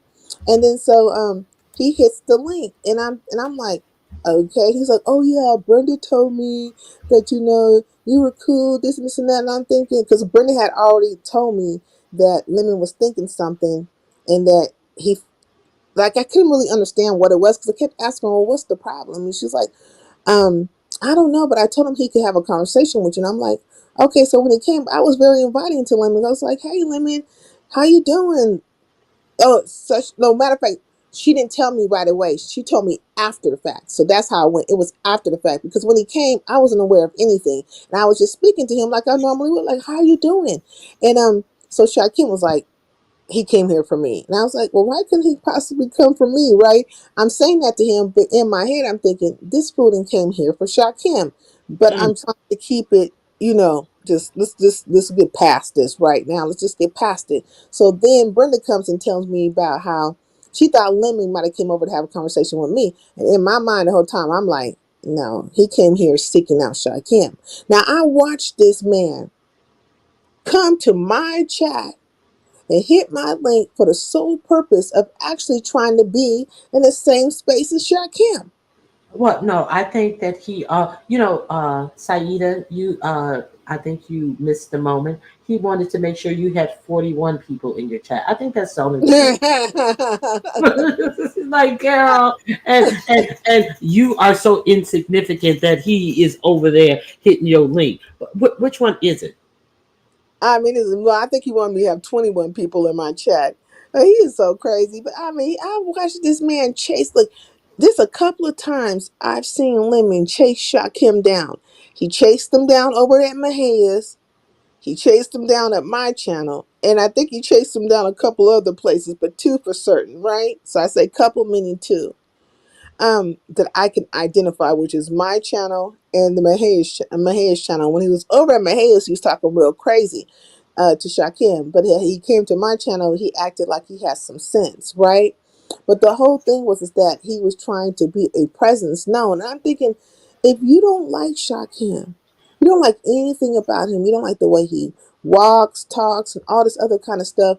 Why are you trying to be a menacing presence in his life? Why are you even trying to be a presence in his life? What But is that all about? and he can't stop talking about him. He can't Uh, stop it. He won't stop. And I'm thinking, dude, I think you actually like Shakim. Now, And you look at how yesterday the conversation in King Roman's chat was about Shakim. It was nothing Mhm, about Lemon, nothing about Lemon, and you got a whole day of people talking about Shakim, and nothing about Lemon because Lemon doesn't bring anything. mhm. He brings a bunch of shallow bullshit and lies and plays, and nobody has time for that. At least, I'm not a big fan of Shakim, but he has a personality. Whatever it is, he has distinguished himself as his little character, and he's not afraid to go up on the live and talk, and not just pontificate, trying to be somebody's bad and all this. Yeah, he's so phony. He is really phony. This Lemon, in I my really tried to be like, look, I try to be very, like, I try to be unbiased, you right? are. And try to be like fair across the board with people. And I be wanting to hear everybody's point of view. Like me and Lemon could have had a conversation, but what he did was he attacked me from his panel, right? And then he expected me to come like humbly to him as if he had dominance or something over me. And it doesn't work that way. People will meet you with the energy you bring. And then what he did at that time was try to turn me into this like I'm not so innocent person. Well, nigga, I never told you I was innocent or sweet. I never told you any of that stuff. I presented as what was needed in the moment because you weren't coming at me crazy. So I treated you with kindness. And now you're coming at me crazy. So I'm going to treat you crazy, like I'm a crazy bee. We could be two crazy bees together. You a two ball bee and I'll be a split tail. How about that? We're gonna be crazy together. Bonnie and Clyde crazy. How about that one? And so he didn't like that. So, oh, you're fake. Oh, you present like you're a nice person, but it's all this and that. I'm thinking, well, where's this coming from? And the rhetoric or the communication that he was giving off, it seemed very similar to another stalker person I have, and it sounded just like that person. I said, oh, so you've been running around trying to collect, I think, little things so that when you were preparing for that day. So this lets me know that you have been setting up the moment and you were waiting for the right time so that you can bring this forth between me and you.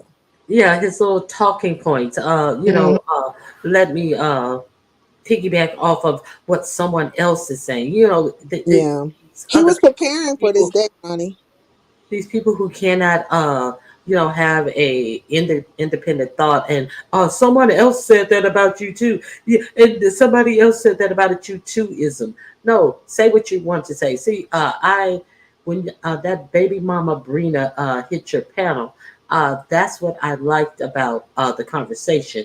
You had no bias in the questions that you were asking, so that allowed you to ask thorough and good questions. And I wanted to people to see what her answers were to you, because you were not going to ask leading questions and then compare to her answers that she answered with Ness, but Ness never interviewed her. So that is That's one what I of was the going to things ask that you. I like about it. Did she even interview her? I don't even think that happened. So She yeah. did, no, she never interviewed with her. No. I mean, Lemon, and then Wu jumped in it. Wu jumped on the bandwagon with Lemon. She now all of a sudden wants to have qualm with me. And I'm thinking, if anything, I should have qualm with you because you're trying to drag me into another situation. And I'm thinking, is this like, do they think that it's just going to be an easy win with me or something? Because I have showed them kindness. Like, it doesn't work like that with me. I give you what I feel like you should deserve in the moment, right? I try to lead with that. And then if you don't accept it properly, or like say you act a certain way, then I'll just take it back. You try to act like you're so refined and you're so this and you're so that. So I'm acting refined and you come nut up on me, and you don't think I'm gonna nut up on you back? I mean, it's like, Is that what? Yeah. it So was you weird. fake. Don't you find those words that he started using to describe me, like, wasn't it just kind of, where did he come up with all these words, these descriptors in regards Yeah. to me? And you try to talk a certain way and this that. Well, that's how I speak. So you think you, because I speak this way, that I ain't gonna have no fire for you back when you try to nut up? Bye. He was so upset about the baby mama Brenda situation because I said that he went live on top of me, and I believe he did. And so his response is like, "Who are you? You don't have any numbers." And da da da da. Why would I just go on live on top of you? You went live on top of me because you did not want that conversation that was going on about Brina to get any traction. You just didn't want it to. So you figure you would draw any attention that was that way going that way. And that's how I felt. But then it gets brought up again as Shakim's. Now, I didn't know it was going to be brought up. Dimples brings it up. But I know Dimples brought it up to take a jab at Lemon, right? But she Hmm. says, you did go live on top of her. And who else was there? A couple more people said the same thing. And I'm thinking in my head, like, okay, you're taking a jab at Lemon right now. But I can't control what comes out of other people's mouths. But that's what set his ass off. That's what set him off. How dare you call out the obvious? Yeah, everybody know that's what set him off. Now all of a sudden, he always knew that you didn't like him, but he has not enunciated. What makes you think that even in you talking to baby mama Brina, what that situation makes you not like him? See, your problem is with the baby mama Brina, and Right. now you want to fight every. You had me fighting everybody in my sector. Now he's fighting you because of what she did. See, you have a penchant of fighting other people behind what baby mama Brina has done. And you have proven that you do it. Now you want everybody to be mad at her because you a stupid motherfucker who is out here fighting everybody behind her actions. And you're And, doing it to Saida. and I think that was part of the catalyst for him to finally come out and say, I'm not going to have anything to do with her. Aside for that, along with that play that he's running with Just Krista. No, But that's a play. And so yeah. look, Lemon. I mean, you might as well have joined the Play Runners Association. It's a whole Play Runners Association over there in the Mo 3 sector. He might as well just got along. He should have grabbed one of those script writers over there because he has set off these different plays and they're all going awry. I feel like it's like three of them going at one time, but he cannot control. There's certain factors that you can't control when you put something out there. You can't control human interaction, human emotion, all these people who might decide to side with a person, and all this other stuff. You know what I mean? And I'm taking this from one of the playwriters himself, as he describes it, and it sounds reasonable. He Beasley, can't, right? he can't, he can't control his own emotions, much less anybody else who's he doing this play with. Now, what is this Beasley connection? He just mad because Beasley's been talking about him like a dog here and there. And because Beasley deemed him Lady Tangerine. He started the tangerine thing. Oh yeah, yeah, yeah, Yeah. He's upset. yeah. Beasley didn't call him Lady Tangerine. He's pissed about that. And so now he's trying to get Beasley and Trish at each other. And it makes me believe that you understand Beasley's and Trish's history, right? The dynamic between them. Because why all of a sudden you want to start talking about how Beasley said that Trish looks like a monkey in a wig or whatever he was saying, like all the things that he was saying. But weren't you just not too long ago saying something similar about Dimples? So, like, what's the difference? How are you any different than Beasley when it comes to talking about people being in wigs and what they look like and all kinds of other stuff? Make it make sense. And if Yeah. you have and if you have a battle with Beasley, why don't you just fight your own battle? I did. I said something to Beasley. Well, say it again to him. What you dragging Trish up in this for? Yeah, I get it. And his Yeah. bride do the same thing. Like just Krista, when her and Pizarro had their little showdown, she started crying out for Miss Olivia. I said, man, oh, y'all need help. Both of y'all need help. Poor little things. hmm I didn't even bother. I don't even entertain uh, Ghostface Killer, but I believe it. I definitely believe it. So I just wanted to the people to go over there and check out what went down on your link. I was pretty, just after hearing you talk about it, and I was like, I was like, yeah, he probably did. Simon didn't come over there and say he didn't start with James because he had actually did it on the panel with James. So he's a fucking And I mean, clown. like, I don't know. I know of him, James Treasure Lane. I've been watching him for years, but I always kind of get the feeling that he doesn't care for me too much. That's fine, because I used to speak and he wouldn't speak back. I'm like, okay, let me just stop talking to this man. But one thing I'm not going to do is like, however, whatever energy you give off or whatever the case may be, I'm not going to sit up and believe a thing about you if I'm looking at your overall character. And I've never really just seen him to be a person who just jumps bad with somebody. You usually have to kind of poke the bear with him. You know what I mean?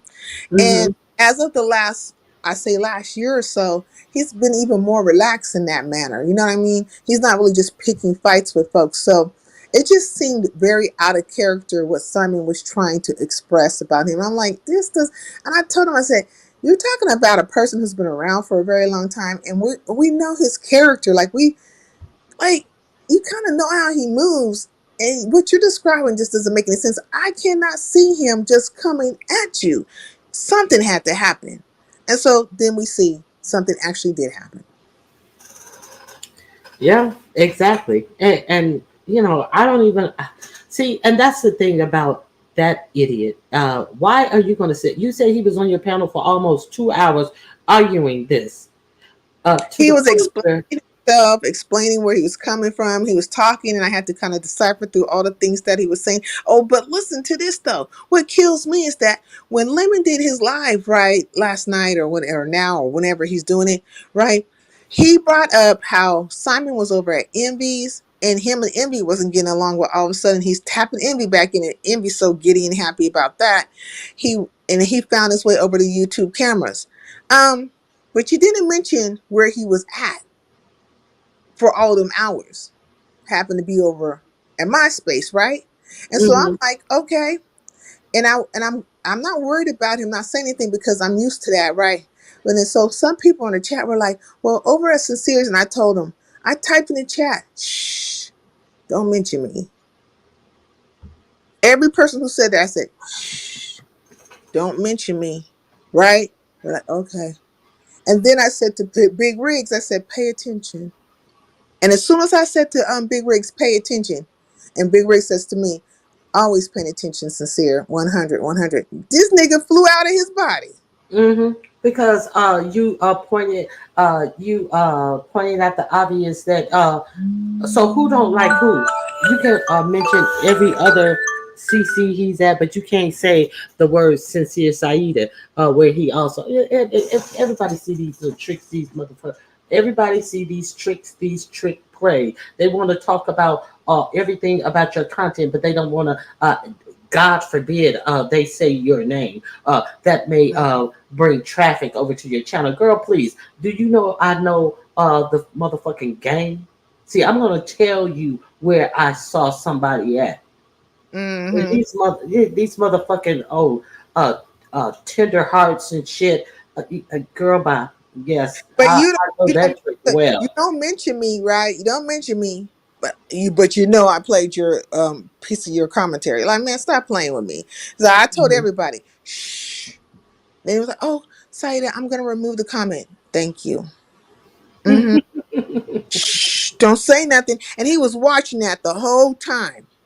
Now, which one bothers you? Me telling them, shh, don't say nothing, don't mention my name. I'm helping you out. I'm helping you to do what you're trying to achieve, which is not I'm say anything about furthering. I'm furthering your effort, bitch. it. Okay, I'm helping you. I'm helping you out, nigga. And now I'm gonna help you all the way the fuck up out of my life. Like, stay the fuck away from me. I helped you all the way out. Thank you very much. You're welcome. Mhm. But Well, anyways, I'm gonna get I'm gonna yeah, get this. all right, Sincere. It's been nice talking to you. You guys go over there and check out Sincere from last night or on Wednesday night or on when was Simon on? Um, the other night Simon was on, so like two lives Must have ago. been Live, must yeah, have been live, Sunday. the live Must have been before. Sunday. Yeah, Mhm. Wednesday in the last three lives, you'll see it. Mhm. All right, All right. Have a good one. you too. Bye. Okay. Okay. A views of you. Frank is upset again. I don't have any business talking about social uh, contract theories, apparently, as per his sharing my live on his troll page. I don't know who Frank is. Oh, I yes, I do. Okay. Why do these CC act like they don't watch others? Please, feel free to tip the host, Soul Sister, uh, Soul Sister, I guess, but I choose to be laid back. Yes. Okay, so that's the last thing that I saw going on in the beef sector. So let me see. I want to. Okay, so last night, 60 Minutes did a interview with Kamala Harris.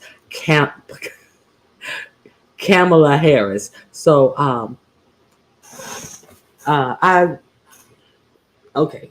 She was really pinned down. Who is this? Oh, the lady with the good angle for putting together a centerpiece.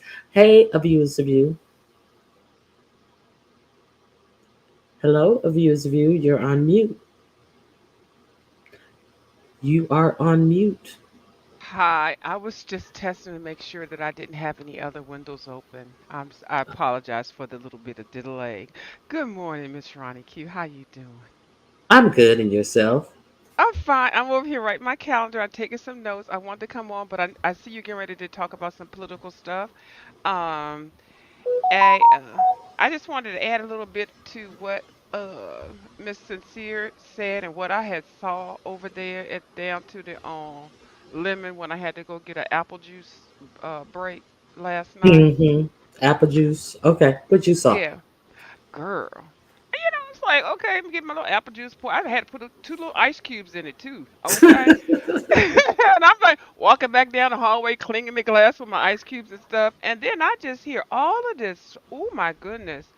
It was way too much for that time of night because I like to calm my nerves and stuff so I can go to sleep. I had never heard Miss Sincere speak like that.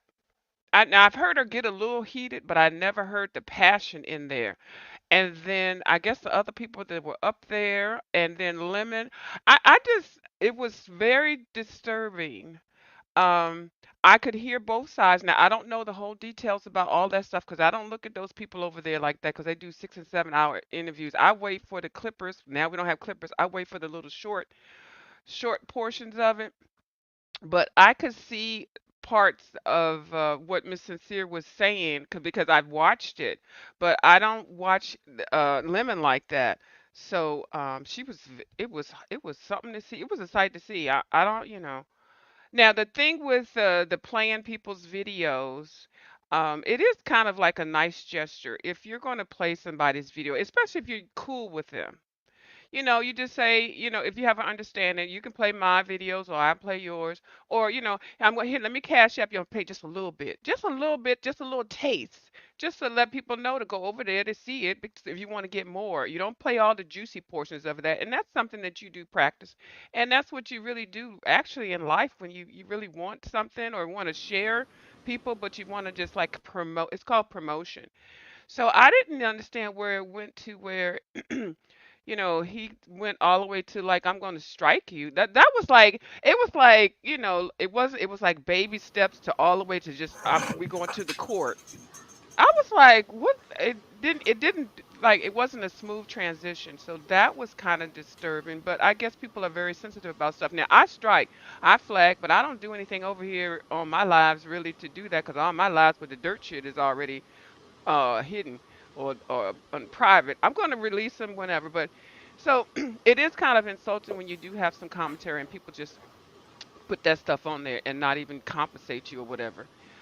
So, So but I know recently Erica Fierce has started doing these clip pages, and mm, I was surprised. I think it was the same day that I did the live that she had clipped my live. And then I saw her in the chat, and then I was like, it would have been nice if you had asked if you could use my clip, but thank you for at least dropping my link in the description box. And then she said, "Oh well, I just use it, and I just think that it gives people promotion." And then I just said, "Well, I would appreciate it if you would at least give my video a day or two to breathe before you right. clip my videos." So that's how I handled it. So Yeah, that's what we do over here. And it's kind of like the old school days. Give people the respect. You don't put stuff out right while they're still talking about it. So I don't even know anything about the conflict with him and her with that portion of it. I just heard what I heard on there, and it was just mentioned. He said you played this and that, and then next thing we know, he was going to court or go to. When I say court, somebody said in their court, Mr. Corey, your lover. I mean, what is it? Flag. That's mhm. what you mean court. But it just seemed like it was a big step. It wasn't even like baby steps. It was like big old stump over there. Shout out to Stump. Oh, anyway, whatever. Uh, yeah, and then what else did something else happened that I thought that was quite odd. Now I don't know nothing about the baby, the Brie mama, the Octi mama lady. You know, Akimara. Hmm. yeah, like people are really having 8, 9 kids out here, like in 2024. Like really? It's easy if you ain't taking care of them. I mean, it's a Oh, breeze. you just You know, have them and give them away and stuff. Anyway, or all right. get them taken away, or however it worked. I don't know. Uh, So it seems kind of weird because I thought she was gone and then she came back. And Lemon, I ain't getting into your business, but I don't even know anything about all this relationship stuff, except for that the ghost face that you over here claiming and stuff. But I guess the ghost face had 1,700 people in her viewed her. And so, I guess that little promotion thing with the wife and stuff. Then I saw somebody said so they called themselves Lemon Baby Mama on that whole thing while I was getting my apple juice. Did you see the Lemon Baby Mama lady? I thought she was quite funny. I don't know who I that didn't lady see is. that person. No, I didn't. Yeah, No, I didn't. I didn't watch the whole thing. I probably was over. I was going back and forth. So me I know I too. didn't see that person at all. So So then after mm-mm. they had that big kerfuffle over there, I don't know. I really couldn't follow because I can't watch all those people. I was trying to catch up, but then it was like, So then I said, well, let me go ahead to my Miss Sincere because I do enjoy her commentary. Now the thing I found quite disturbing because he was like, oh, you come over here sounding all nice and proper and sweet and demure. And then the, I heard her, you motherfucking, all that kind of, and I was like, I was here for all that shit. I was here for it. But it just seemed kind of like it seemed I don't know. I don't want to say provoked, but it just seemed weird. It would seem like it was like you know how you be ready for something. You said as soon as one thing you let that fly by me one more again, I'ma fuck that fly up. It seemed like it was like one of them kind of scenarios. I don't know. I'm just saying what I observed. It just seemed like all of that energy just came right out there at the same time, and it was something to see. It sure was. That was a good apple juice break. So I went to her channel and then I listened to her and I heard what she said. But I ain't picking no sides. I'm not doing none of that stuff. But I do watch Sincere more than I watch the Lemon Show. So I don't. I just. That's all I want to say. I saw it. That's all I can say. I saw the whole damn thing. But what you see? I don't know what I saw, but I saw it. there was a lot to, yeah, it was a lot, going on. All of that just to talk about Shakimi. I would say Oh. Shakim. All of that to talk about Shakimi. If you want to talk about Shakimi, just talk about Shakimi. That's what he wound up doing anything anyway. So it's all about Shakimi for them. And he is obsessed to the point that he just lying and making up more lies and all of this type of stuff. I think he may be a little disgruntled as well. Maybe Shakim should have personally given him these pictures that he went into his computer and found. Maybe it's a little, he's It's a a little little bit much, disgruntled. right? And that computer thing. See, I heard a little bits and pieces of it. I kind of miss the clippers that used to come on here and put big. Hold on, real quick. Hold on, real quick. Hold on. Oh Lord, what's she about to do? Ain't no telling. Yeah, unsubscribe and resubscribe if you don't feel like you're getting notifications to people who you're subscribed to, and hit the notification bell for all notifications again. Okay, I'm sorry. Sometimes you don't get the notifications for some reason, but you unsubscribe and resubscribe and hit the notification bell again, and that'll reset your notifications. Go ahead, Pam. I Mm, mean, I abuse of you. Yeah, it's fine. I forgot where I just left at. I'm dealing. Somebody had to get some banners.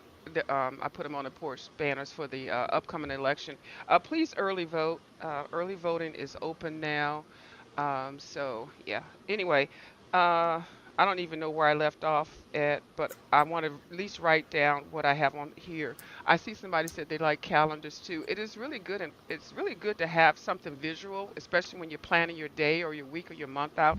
Because I forget things sometimes, and it's not just because I'm old. It's just, it's the key to organization and organizing stuff. So anyway, as I was listening to your live this morning, you mentioned your competition, which is good, and it is. It's a centerpiece. I was calling the tablescape, and I apologize, but yeah, it's a centerpiece, and it's October the 20th, and I'm the one of the judges. And I did mention to you, and then you got that. Prime Day is today and tomorrow. I have also been on there. You can get some stuff from there. Um, and James doesn't always speak to everybody in the chat. I need y'all people to, if you do watch a Mother or Treasure Lane or James, he's not going to always speak to you just because you say hi, James, when he's in his live, when he's got 4, 5, 6, 7, 800 people, 1K, so you're not going to get an individual hello. I've been knowing him for on the YouTube for almost what 10 years. I get probably 2 or 3 highs every 4 months, so don't feel no kind of way about it. Oh, you made your own calendars? Yeah, so don't feel any kind of way about it because he has an agenda. He has an actual show. He plans what he's going to talk about. Now, when he says open panel or freestyle or whatever, but usually when he comes in with the cleanups, he's already focused and he looks at the comments. He sees everything. So don't y'all be offended and stuff like that. Okay. So I did buy a clock so that I can help be a good judge because you did say the show was going to be for 1 hour when it starts and maybe an hour and 15 minutes depending on how things go. Max, So max. max, right. And so we will have this timer. I did get it from Amazon. Like, I don't work for Amazon, but don't you have an Amazon store, Miss Ronnie Q? I have to re up my Amazon store. I don't know something. It was a glitch in there, and they shut it down. And then they told me it was re up, and all of my fucking You could have merchandise. added back. I gotta add it back, and Oh, I am just like, oh my god, because I had so much merchandise on there. I'm gonna sit down and re up my merchandise. So, I'm going to um, start one. I may IG you to ask you some questions because I want to start one because I do all this art supplies and stuff like that, and people always ask me oh, that line's it's so that corny, would but be what? perfect. That would be perfect. Yeah, so I could just say go to my store so you can see. And it's not like you're selling anything, you're just advertising the items. Exactly. And then I always do stuff on sale. Like right now, this is prime time. This is the 8th and the 9th. This is Prime Day today and Prime Day tomorrow. You can get a lot of good deals for whatever it is. Doesn't have to be art supplies. It could be anything. And sometimes you'd be surprised at the prices that you can get. And so yeah, so don't y'all worry if James don't speak to you if he say hi. Child, you may get a bonus. He might say a hi because he just want to look and stuff and say something to you, but don't get offended. That's all that is. So I think I interrupted your commentary enough with that. Speaking of Amazon, Uh-oh. did you guys see this? Yes. 45 Okay. veils as Kamala Harris faces 60 mental health. Okay. So, Elon Musk was out there supporting Donald Trump, looking like a whole fairy. This Clown. multi-billionaire who was against him, now he's for him, and he's out at a rally, frothing at the mouth about how it good Trump would be for the president. So let's understand that uh, what is these?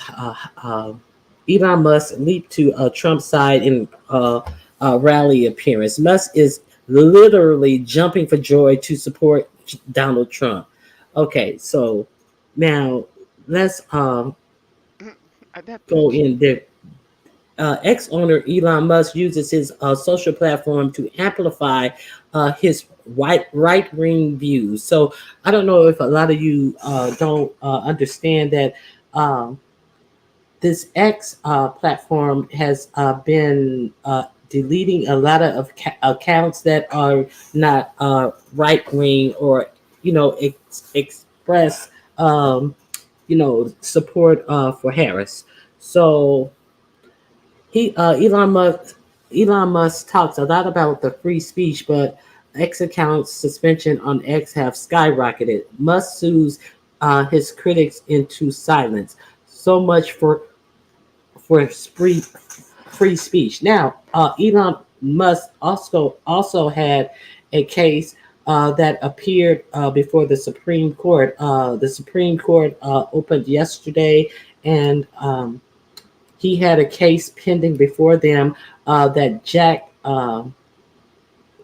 Smith, who is doing the cases against Trump, could not subpoena X records, and he lost that case in front of the Supreme Court. So he was trying to keep certain accounts private, even via subpoena from the Department of Justice. So he lost that case.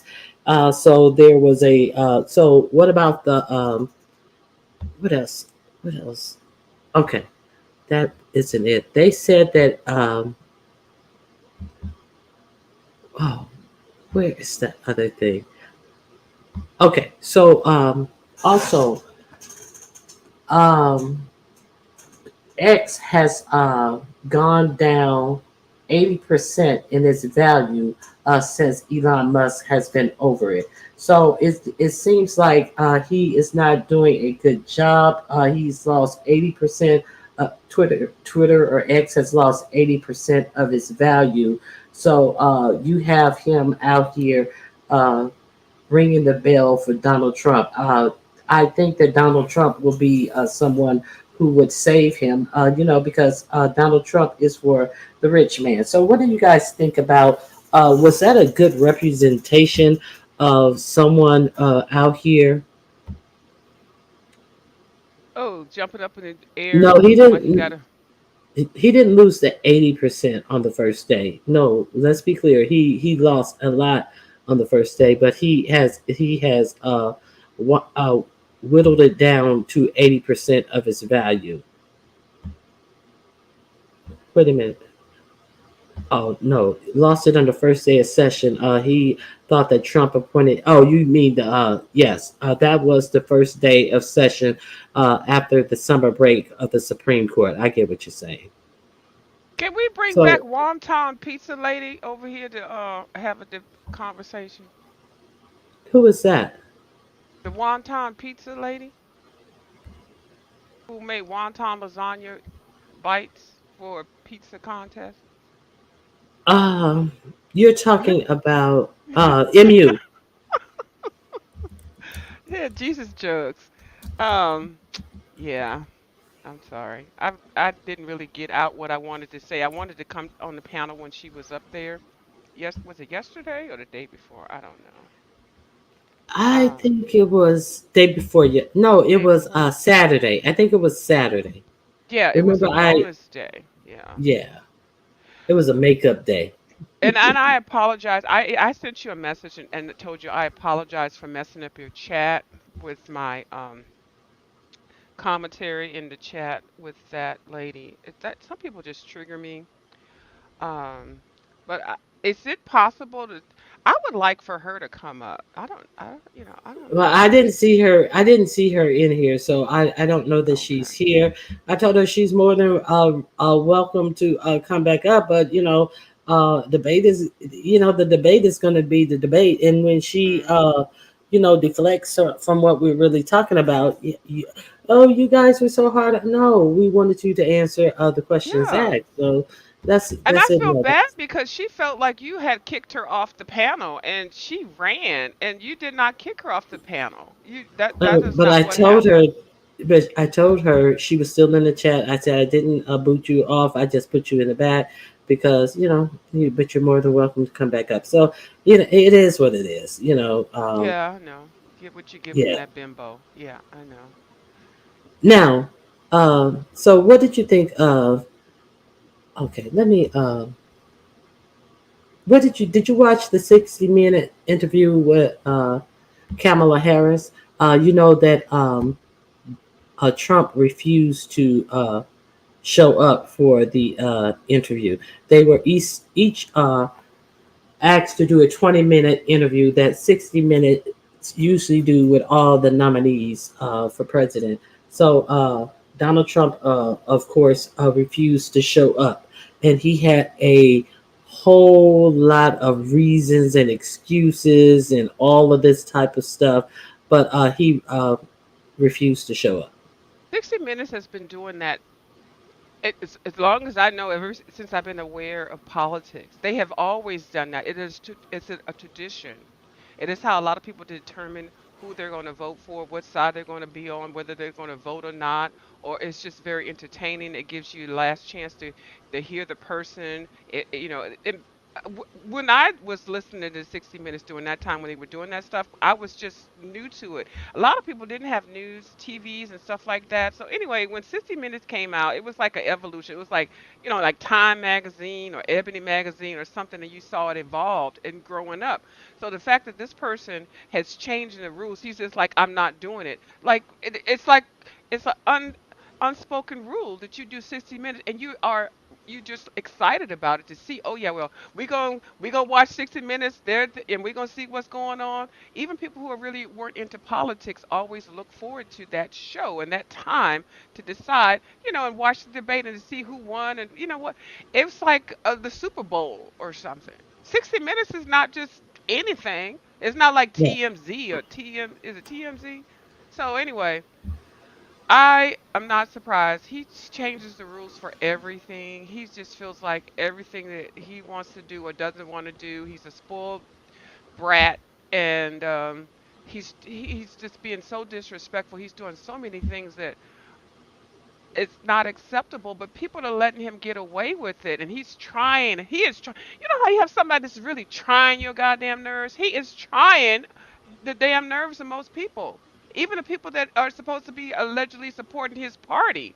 His party members don't like this shenanigans that he's doing. Exactly. So let me share my screen with you guys. What this is all about. Understand that he had many excuses about uh, varying excuses about why he wasn't going to do this interview, and also let's be clear that he also would refuse to do a second debate. He came into this regular 60-minute interview with stipulations about not fact checking him during the interview. All of this BS. So I'm going to I'm gonna play a clip of what 60 Minutes aired in place of him not showing up. Using this under Section 107 of the Copyright Act of 1976, which allows for fair use for purposes such as criticism, commentating, news reporting, and teaching. So let's see. Pam, you still there? I think she's still Yes, here. ma'am. I'm still here. I'm sitting here Okay. listening. I love me some Ronnie Q. Shout out to Ronnie Q. B. Okay. Here we go. And the 60 Minutes had traditionally done an interview going all the way back to the 60s to Hubert Humphrey, doing an interview with both major party candidates. And this is going to be the first time that it didn't happen because Trump backed out. And the Trump campaign, as is their habit, has been lying about this and has been, giving all kinds of reasons why it wasn't really true that they backed out and blah, blah, blah. And so on national television, in front of a massive audience, CBS's Scott Pelley fact-checked Donald Trump's campaign's explanations about why they were not there for the interview, why they took their ball. Okay, so you were right, all the way back to Hubert Humphrey, and Right. you probably was voting back then too, Pam. Yeah, I So was in my diapers. But see, and you know what? I did not hear this reaction. So isn't that funny? I didn't even know this reaction, and what I just said is the same thing that this man is mhm. saying up in here. That thing has been going on forever, ever since I can remember. And for the fact that this person, Donald Trump, is refusing to do it and giving all these excuses is telling you something. So yeah, some of y'all think, oh, she just be coloring and coloring books and eating gummy bears and shit. Okay, there you go. Go ahead, Miss Ronnie Q. Okay, let's finish. Ball and went home, just like he did after he lost the election. Um, Here's Scott Pelley. It's pretty brutal. Trump backed out. The campaign offered shifting explanations. First, it complained that we would fact check the interview.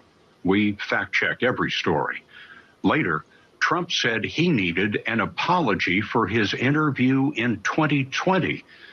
Trump claims correspondent Leslie Stahl said in that interview that Hunter Biden's controversial laptop came from Russia. She never said that. Trump has said his opponent doesn't do interviews because she can't handle them. He had previously declined another debate with Harris, so tonight may have been the largest audience for the candidates between now and Election Day. Our questions addressed the economy, immigration, reproductive rights, and the wars in the Middle East and Europe. Both campaigns understood this special would go ahead if either candidate backed out. And so, with that, here's Bill Whitaker. So I think we can close the book on that one. Okay. I think I have a clip of how this interview that he was demanding that they give him an apology for with Leslie Stalls. I'm gonna clip this link so you guys can finish it out if you want to see. It's just a little segment. It's not a whole uh, long broadcast. I'm gonna clip that, and if you guys want to see the rest of that, so he I like that you provide site receipts so that people can look at the whatever we're talking about or you're talking about on your channel. They can look and reference it later after they enjoy your commentary. I like that you do that. You don't just go out here and just steal other people's content and just talk about it willy-nilly and don't even complete the whole thing and then do a little kind of misleading stuff and all that. I like the fact that you put the receipts there on your live. Thank you for that. okay. So let me see. Okay, I think this is the one that I want to share with you guys. About when he retreated and left the interview with Leslie Stahl that he is then asking for them to apologize for her to CBS to apologize for this interview. Yes, this is the one. Okay, let me show you how he what went on with between he and Leslie Stalls. Let me see. I'm going to get. Okay, here we are. Oh, sheesh. And here's the warning for America. Oh, sheesh. I'm sorry. 1 second. It's a Oh, it's commercial. Hold okay. on. We can wait for It's a commercials. commercial. Yeah, them commercials. We good. Okay. So let me go back right here. Okay. Can you see it? Okay. Let me. Okay. This is why he asked for an apology.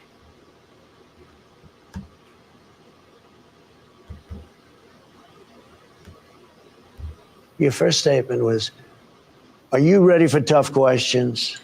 Are you? That's no way to talk. It's no way to talk. Leslie, one second. At this point, one of our producers interrupted to advise about the time remaining in the interview. I think we have enough of an interview here, Hope. Okay, that's enough. Thanks. I'll see you in a little while. Thanks. Be careful. When you invest in small businesses. Okay, so this is what he wanted a apology for. So, what do you have to say about that? Yeah, he like had the K leg when he got up and walked across around the room there. But anyway, that was so rude and very disrespectful. First of all, you know he doesn't want to talk to a woman. And he probably wanted to with his weird self. She probably turned him down years ago when they was young. I'm just saying, I always have to think about it like that. But I think that he just could not handle it. He could not, and he doesn't know how to be graceful, and doesn't know how to like everybody else does things and just kind of transition to other stuff. She didn't do N- anything wrong, and she shouldn't She have to apologize he was reprimanding her, and he in said the front first of thing. everybody. On, I'm sorry, Ronnie Q.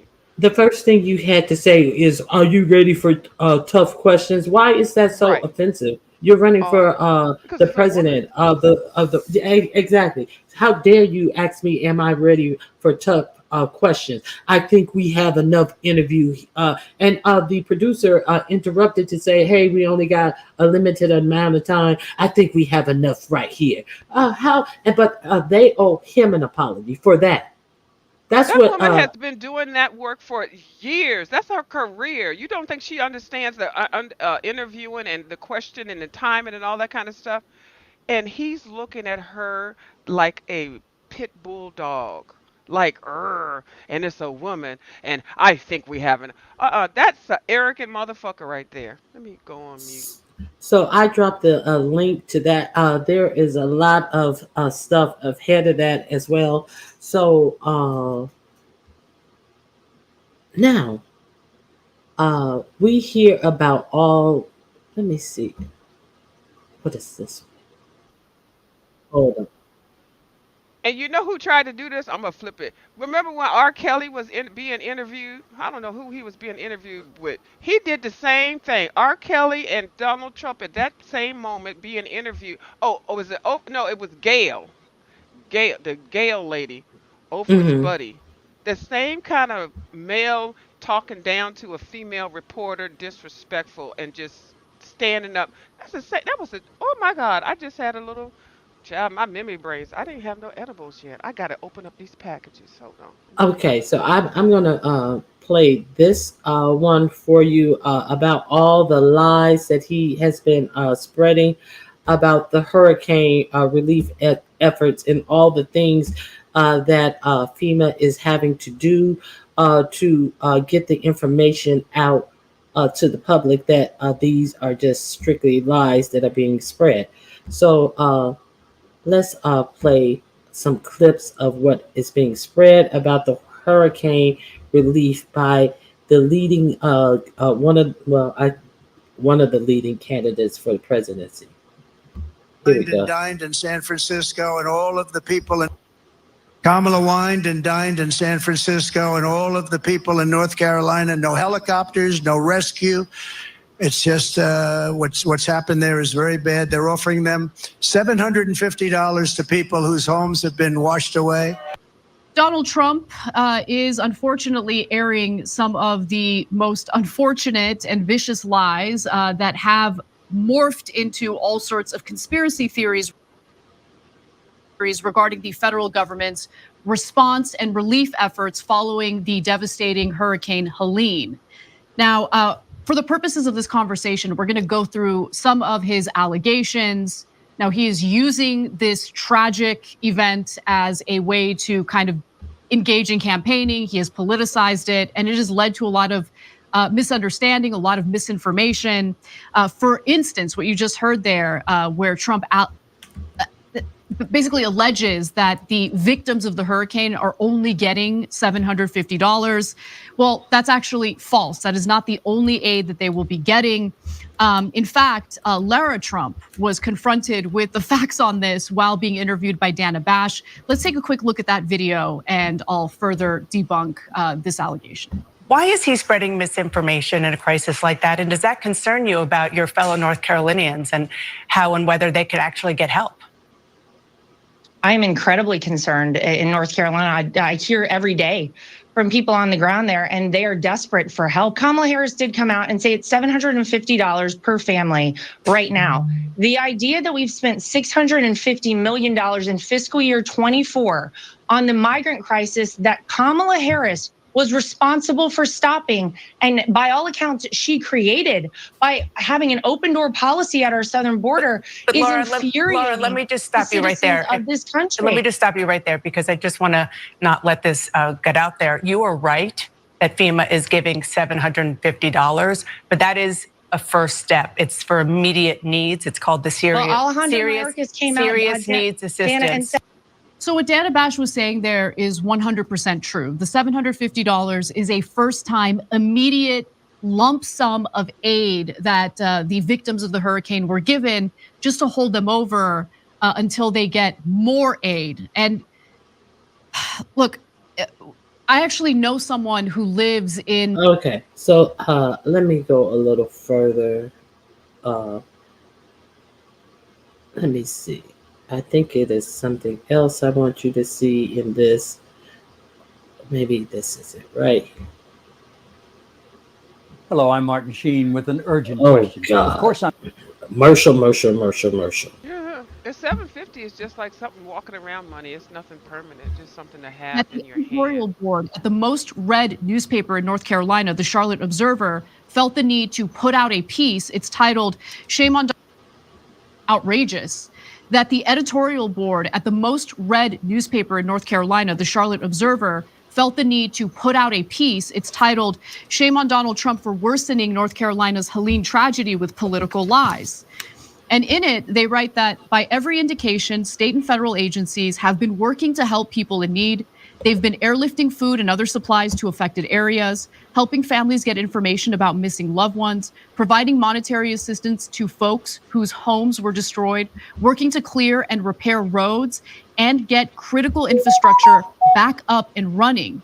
And they even go so far as to cite some of the specific lies that Donald Trump has put out there, including this, that Trump has also said that Georgia Governor Brian Kemp couldn't get President Joe Biden on the phone to help his state with hurricane relief, a claim that Kemp himself debunked. Now, some of you already know, but just in case anyone missed it, this was a hurricane that impacted several states, not just North Carolina. Georgia was also impacted.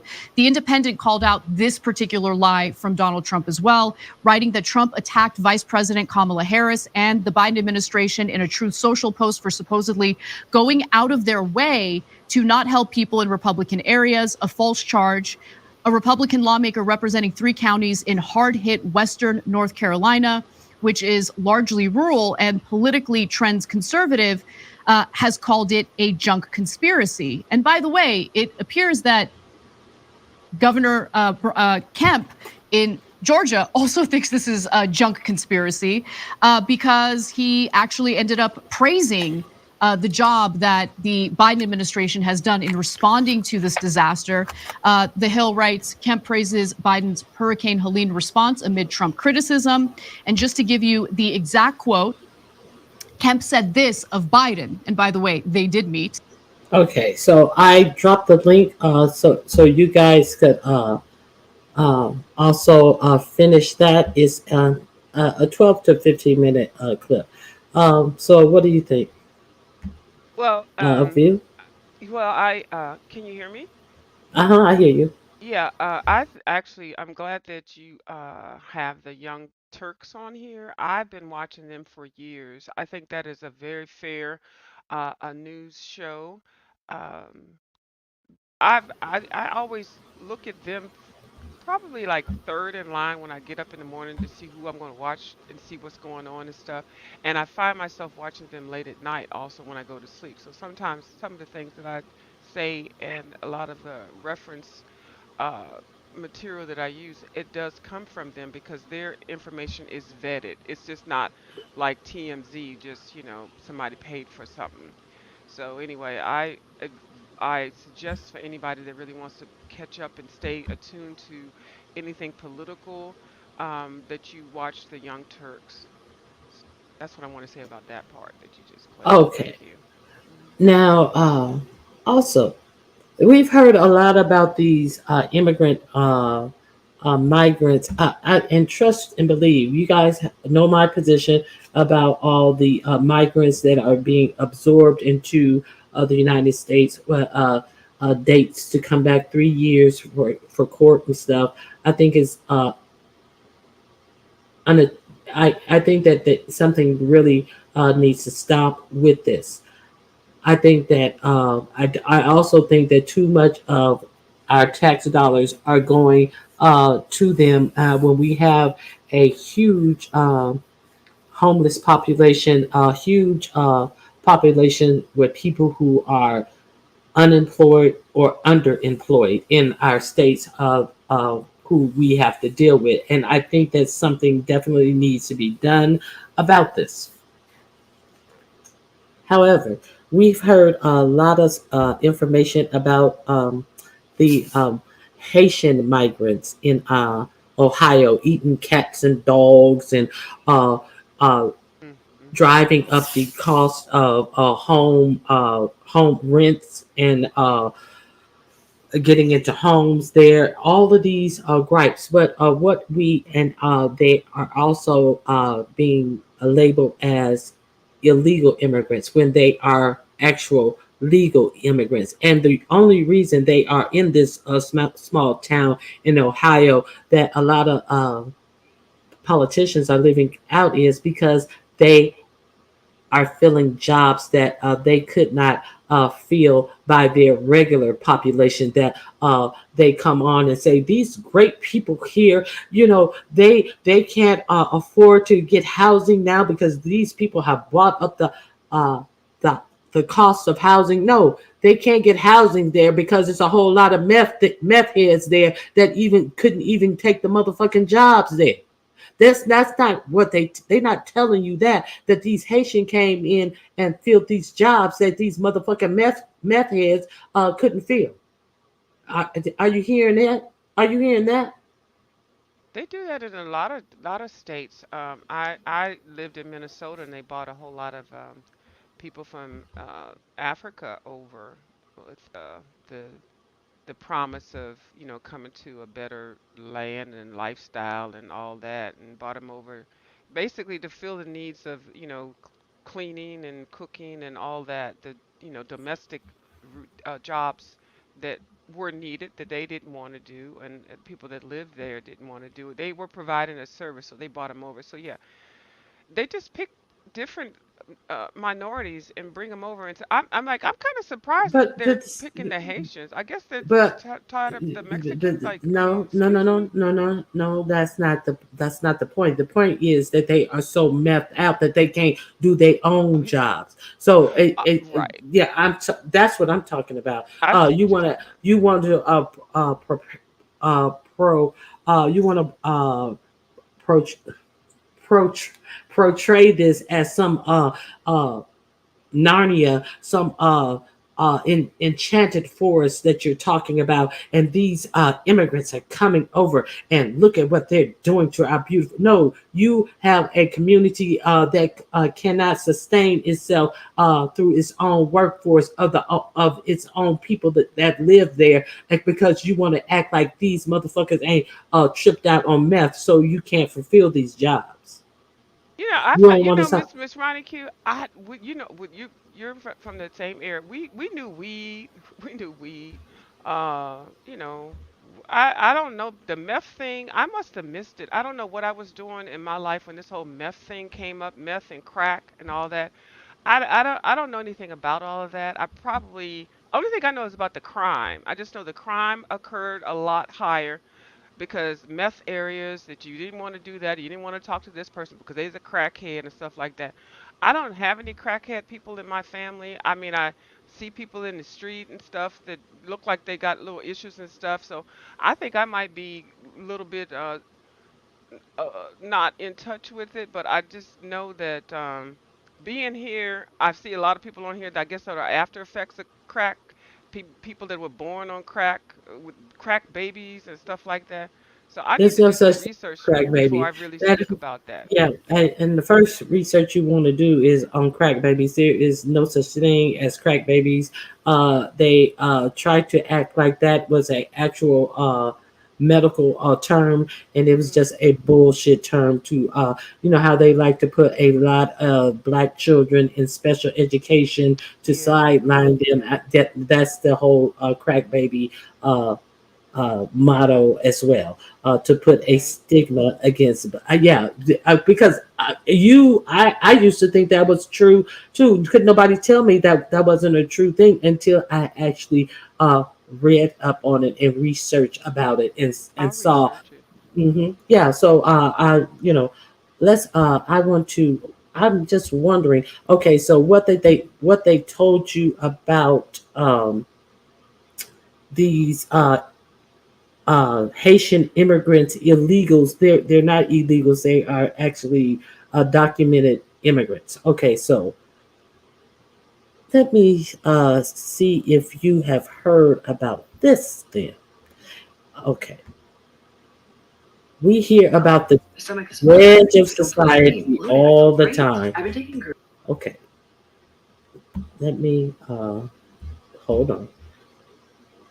And Liz, I wasn't doing anything offensive. I hope you don't. I wasn't stereotyping. I was just saying what I had. I don't, because I don't know. Well, that you weren't stereotyping. You were using a term that you thought was real, and the term was stereotyping. So it's not your fault. It's what you thought was accurate. So I'm not fight. A lot of people think that that's a real thing. So let's go. I I want to know if you guys have heard about this. You put my banner up for fair use, for commentating, criticism, education, and the like. Okay, put up my fair use banner. So I want to know if you guys heard about this. Um, Usually, when you have this is a Fed. The feds are busting these people. You see the title? Yes, ma'am. Today, we announce one of the largest takedowns in the history of the Department of Justice. Hold on, I think that's going too fast. Yep, I got it on two speed. Okay, let's go right here. Today, we announce one of the largest takedowns in the history of the Department of Justice against a neo-Nazi, white supremacist, violent extremist organization. This morning, we unsealed an indictment charging 68 members and associates of the Peckerwoods Gang, a white supremacist criminal organization. The Peckerwoods are involved in a wide variety of criminal activity, everything from drug trafficking to fraud offenses to firearms offenses, violence, and identity theft. But what truly distinguishes them, what defines them, is their hate and their animus towards racial, ethnic, and religious minorities. And I just want to emphasize the magnitude of what these officers and agents were able to accomplish here. Investigating this group, seizing large quantities of drugs and firearms, and thereby protecting the public. But in addition, this morning, and arresting dozens and dozens of these individuals, almost 40 of these individuals who we know to be dangerous. This was an operation that involved 1,000 agents and officers. It was well coordinated. At the end of the day, everyone was left safe. The defendants we have charged face lengthy sentences. Just on the drug conspiracy charge alone, which includes most of the defendants, they face a mandatory minimum sentence of 10 years and a potential maximum sentence of life in prison. I should say the defendants are presumed innocent until proven guilty. The indictment we unsealed this morning charges a racketeering or RICO conspiracy. This is against the leadership of the Peckerwoods. The allegations in the indictment are that these leaders would collect large amounts of dangerous drugs, including fentanyl, including methamphetamine, including heroin, and they would sell those drugs throughout the streets of Southern California and elsewhere. In addition, these leaders would commit a variety of financial fraud crimes, identity theft, and bank fraud, and thereby fund the enterprise. In addition to the racketeering conspiracy I mentioned before, the indictment charges various individual counts, including 60 counts of drug trafficking. That's 60 separate instances in which Peckerwood's members or associates were caught with wholesale quantities of drugs like fentanyl and methamphetamine, dangerous drugs that are plaguing our streets. There are counts involving firearms trafficking. Okay, he said wholesale amounts. This is a whole 60 instances, not of hand to hand type of exchange amounts. No, wholesale amount. So I thought that it was I thought that the Mexicans and the people coming from South America was the people who was doing all of this. So who are they working with? The Peckerwoods. They named themselves the Peckerwoods, and white supremacist white supremacist arm of the Aryan nation. Okay, let me finish Miss this Ronnie down. Q. Miss Ronnie Yeah. Q. Miss Yes. Ronnie Q. I'm gonna have to have a comedic moment for just 1 second. Mm-hmm. Peckerwoods? Are you motherfucking serious? These motherfuckers calling themselves Peckerwoods. Like, that was definitely a goddamn insult. You call somebody a Peckerwood, okay? That's like a honky. Peckerwood. Now, they can't say wigger. But we can say Peckerwood. They should be mad that we can use certain words that they can't use. But nah, this whole thing, I think I bust a brain cell. Peckerwood. I hadn't heard that No, word in. you ain't bust the brain cell. You have not bust the brain cell yet. Hold on. Okay. trafficking in firearms, possessing firearms illegally, and there are counts involving financial fraud, as I mentioned, identity theft and bank fraud, even COVID fraud. These individuals would lie in order to obtain money that was set aside for small businesses during the pandemic. We will not sit back and wait for the next tragedy to occur. None. They was getting PPPs and everything. Hold We on. will take action, and that's what we're doing here. With this indictment, we are using every tool in the federal toolbox to make sure our community is protected, to protect the public, and to make our community a safer place. Okay, that's it for that one. The moment when you But okay, I but I want you to hear this one as well. So you hear that they named themselves the Peckerwoods. Did you? Did Okay, yes. okay. So you thought that your head was about the bus. Uh, Here, let's hear a local. Now that was the FBI explaining their raid. Now let's hear how the local media plays this in. Let's hear what they have to say about this raid. Okay, here we go. Now your head is really gonna bust. Because mine did. Oh Lord, let me get an edible. LA's largest takedown of an extremist group ever. Dozens of alleged members of a white supremacist gang based in the San Fernando Valley have been indicted. Good evening, everyone. I'm Annabelle Sedano. And I'm Robert Kovacek, and tonight for Colleen, prosecutors say this group embraced anti-Semitic and racist ideologies. Investigative reporter Eric Leonard has more on the case for us and why police decided to take action today. Eric. Hi, Robert. Well, federal prosecutors used racketeering charges here to go after this group that's accused of being part of what amounts to the San Fernando Valley chapter of a notorious national white supremacist prison gang. The feds allege group members here did a bunch of typical organized crime things like selling fentanyl and meth, dealing in illegal guns, and committing bank fraud. But they say their larger motive was eventually to carry out violence against Jews and other minorities. This was one of the... Okay, so, okay, we hear all of this. I'm going to put up my copyright disclaimer. I forgot to put that up in the beginning. But let's go on and see what else they were up to.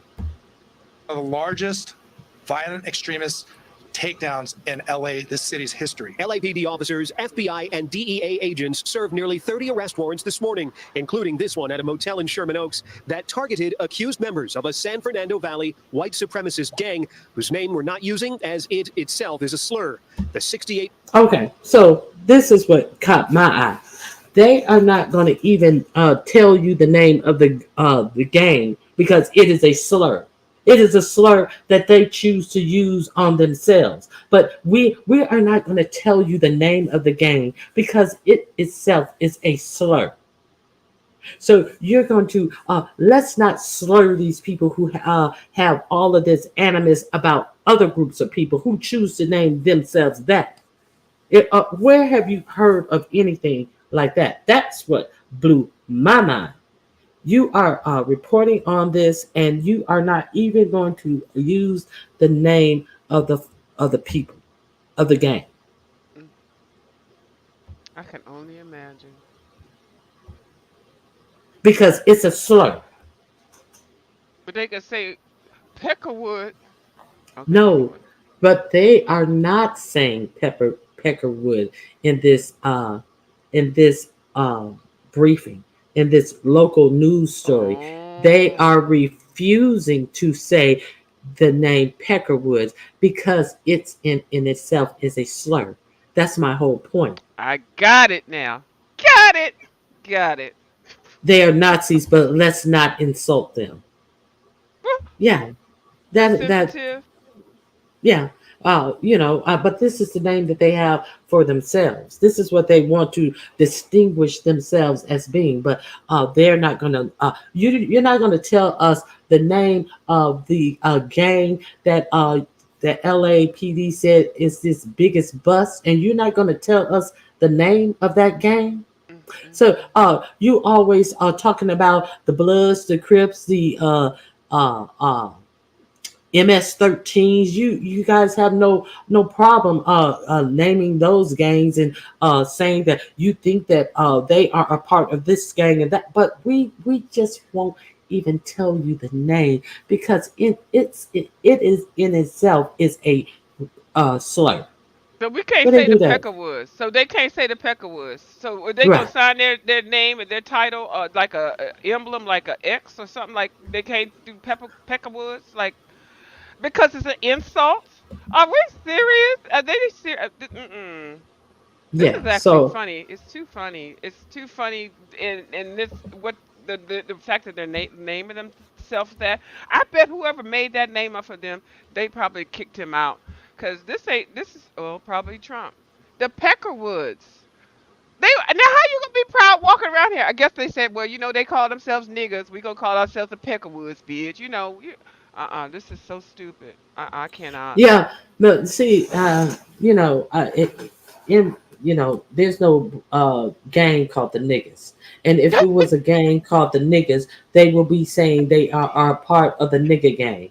If so they are not at a loss for words to name any the what the what is it the uh, uh what is that in Chicago, the disciples or whatever they are in Chicago. They don't have any problem saying Bloods and Crip and MS-13 gang members and all this type of stuff. But you're not gonna say the actual name of this gang. For That's the name of their gang. Like, But how do you they logo themselves? so How do you people logo yourself?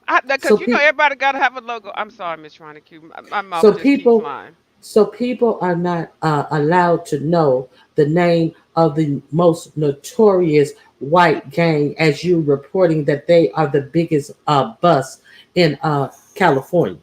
But you're not allowed to know who these people, what they go under. It's Rolling BS. down the See, street.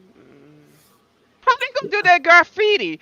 Cause everybody got graffiti on the goddamn walls. The Bloods, the Crips. thank you, Minnie. The gangster disciples. I couldn't remember Yeah. the one. So they Okay. can't type on. They can't spray paint Peckerwood on the wall. They can't spray paint Peckerwood on the train. Like, I mean, I'm sorry. I'm in a comedic mode right now because I cannot believe that most of these people are corporate people and business owners and stuff, white Americans and stuff like that, and Black Americans or Mexican like Miss MU.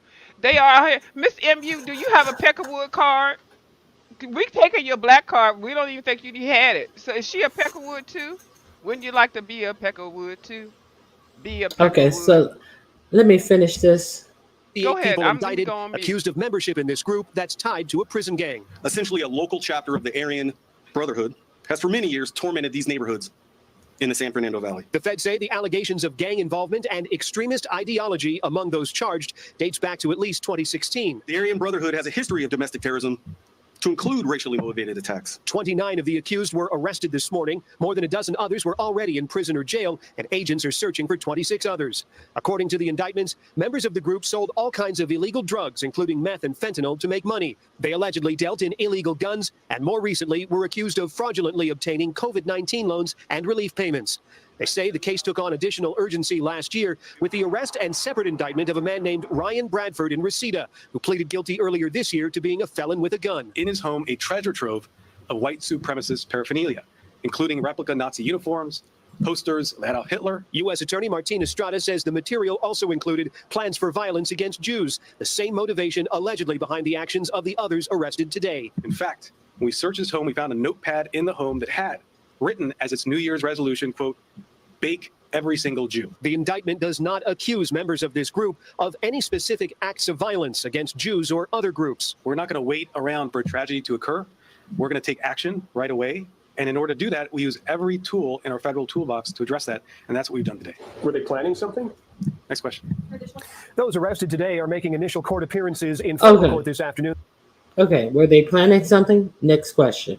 No, they said that they were going to bake every Jew. So that is enough to implement over 1,000 agents. So it would have been okay if they just held to their white supremacist views on other races of people. So they are going to stop. I don't have anything against Jewish people, but it just strikes me as odd that this thing with that's going on with Israel, and how everybody, of course, we want to pause and we want to understand that it is not cool what happened in that attack on Israel. While people are staying virtually silent on the response that Israel has made in that attack, and not only they attacked the Palestinians, uh, they are now attacking in Beirut, in Yemen, in Iran. And at what point is all of this? Is somebody going to say, "Hey, we support you in defending yourself"? But what you're doing now is you are actually, excuse me, attacking other. You are attacking other nations, and it's not enough pushback on that. Uh, one of the things that they asked Kamala Harris about, do she think Netanyahu is a good friend to the U.S. She refused to answer that question. She said the Jewish people, but most of vast majority of the Jewish people who are actually living in Israel are against Netanyahu and what he's doing as well. There are a vast amount of Jewish people who don't see it for all of this invasion and war and strife and stuff. So let's be clear. Kamala Harris, in my opinion, faltered on this question, and all of this just supporting them because they're our allies. At what point do all of our money that we are sending over to support our allies, of course, defensive support, helping them to defend themselves, but we've gone way beyond that. How many times are we going to tell them that there needs to be a ceasefire, and there is only a widening of these attacks against other people, but they're doing it with our money, and people are not going to look at us who's supplying the money to buy these 2,000 pound bombs. See, uh, you know, uh, there's a lot with that I feel, It's a and yeah, it's a lot. It's a lot. I'm I'm still stuck on the peckerwood thing because originally a peckerwood was like a bird that hits this stout nose or whatever beak into a tree. Peckerwood, like whatever woodpecker. woodpecker. Yeah, but then I know that they used to call where when I was growing up, they all called it was a slur. It was a you did never said it to anybody. You always called white people peckerwoods, and I think it was something derived from people in the prison. I think it was a prison term, and so the fact that these people who are supposed to be dignified Americans, professional or whatever, hard born bred and all that white folks, Republicans, they're gonna get themselves into a group and call themselves goddamn peckerwoods. Like I'm kind of shocked. I didn't know anything about this, Miss Q. I got to do some research. I got a headache now. Yeah, but I mean, how can you know something about it when the local news won't even tell you the name of the game? Right. Oh my God. But Yeah, peckerwoods was the and worst thing you let's could be call somebody. fuck the Peckerwood shit She said, of "Fuck the you. peckerwood." The whole they were warned that white extremists were going to be the biggest threat to the U.S., and they refused to put them on the FBI. What were they put on the FBI watch list, or they just been ignoring them on the FBI Probably watch ignoring list? them. Yeah. Yeah. So and they want to put all other people on the FBI watch list, but they say absolutely nothing when they got the information from their own agents that this is one of the biggest threat to us. Mm, mm, mm. Yeah. And, So and the fact that it's like based on some, I don't know. It's just, it's like we you can't do it, but we can't do it either. It's so childish. This whole thing is just very childish, and I'm kind of all politically talked out because when I'm dealing with it all day long, I'm helping people with flyers, I'm helping people vote, trying to figure out people to get them to do early voting and stuff like that, and I'd be talking about it all the time.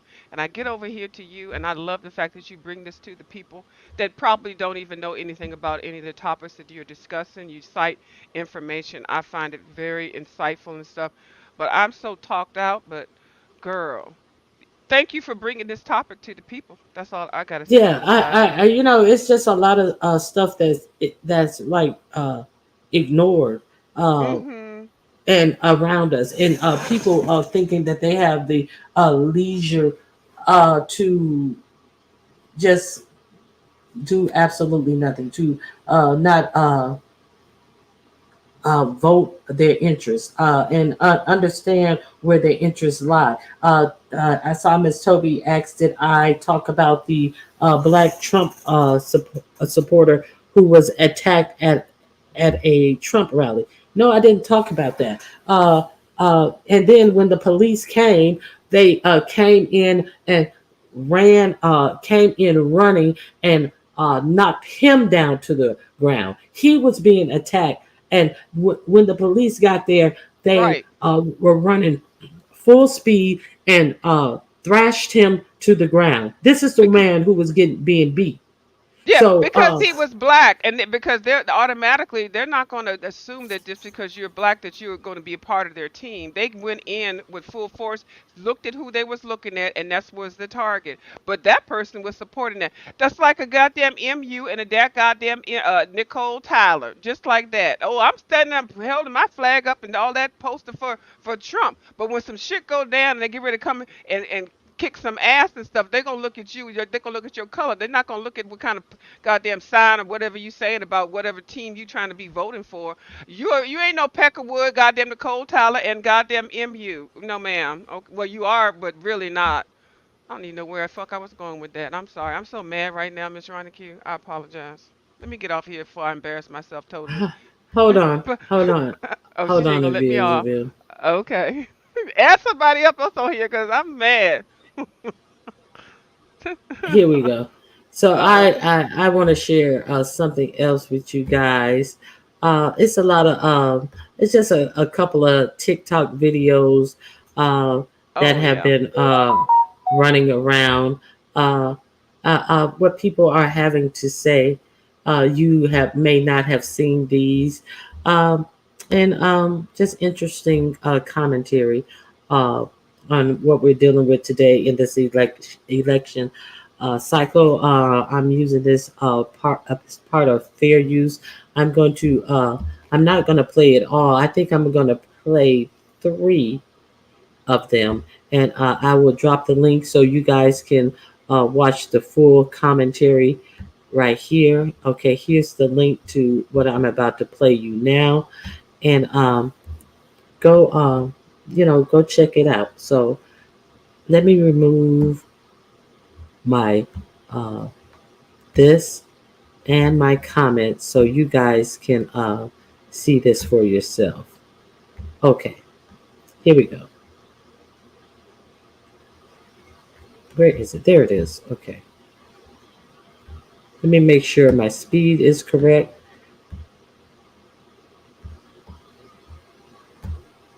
Donald Trump is getting absolutely shredded on that app. I want to play for you some of my favorite viral videos that I've seen on TikTok over the past like 24 to 48 hours or so. I think you're going to love these.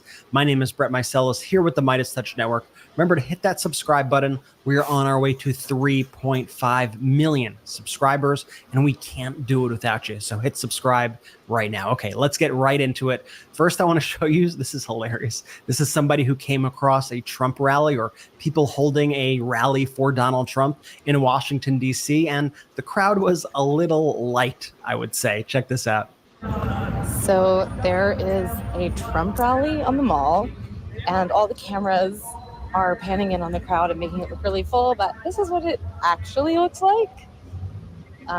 Super empty, and didn't even fill up a quarter of the space that they reserved for this rally. And Tulsi Gabbard's screaming about something. Who knows? My God. Go home. Now, allow me to get serious for just a second here. I want to share these observations from a North Carolinian regarding Donald Trump's absolutely heinous stunt in the midst of Hurricane Helene yesterday. And she's not only fed up with Donald Trump, she's fed up with the media also. Listen to her. Hi, Mark Barden at San Diego Promising. I'm sorry. Got a commercial. Okay.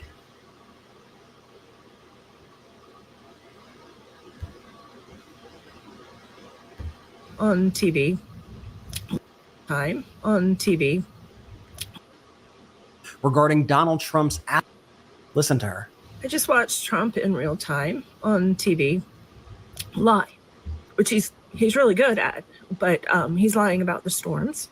I have family members and friends that have been affected in different states. And the news media allowed it to happen, and they played it. He said that Biden wasn't doing anything. And Biden's doing exactly what the president's supposed to do by initiating things before the storm even arrived, and also to not go to the areas right away and interfere with the emergency responses that are happening. So the former president lied, saying that there were all these things that he was going to do, and he can't. He's not the president. He also acted like the president. People treated him like he was the president, and there's nothing he can do. He talked about getting Starlink set up, and I do know for a fact that satellites have already been opened up. People can already access Starlink. That's how I'm able to get in touch with my sister as much as I am able to via text. I just find it unconscionable what the news media allows him to say, the lies he spews. The other thing that was really interesting was the fact that he has no idea what the damage is like, because he kept turning to other people and saying, it's bad, isn't it? He has zero empathy.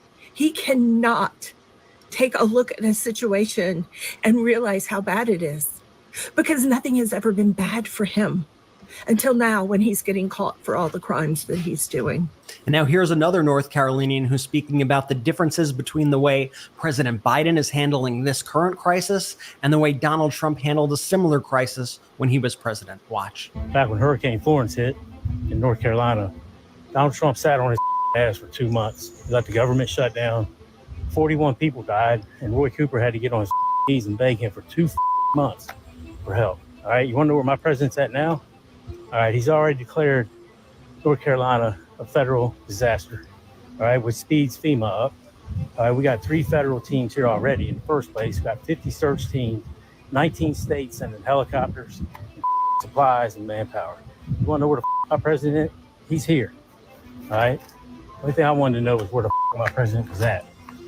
Now let me show you this union worker who is sounding the alarm to his fellow union members, telling them that Donald Trump plans to cut overtime completely. And we've heard Donald Trump say this numerous times in even just the past few days. Okay, so Pam, do you recall me playing the clip where Donald Trump said that he hates paying overtime? That he'd rather get somebody else to come in. See, it does not impress me that idiots who work on conspiracy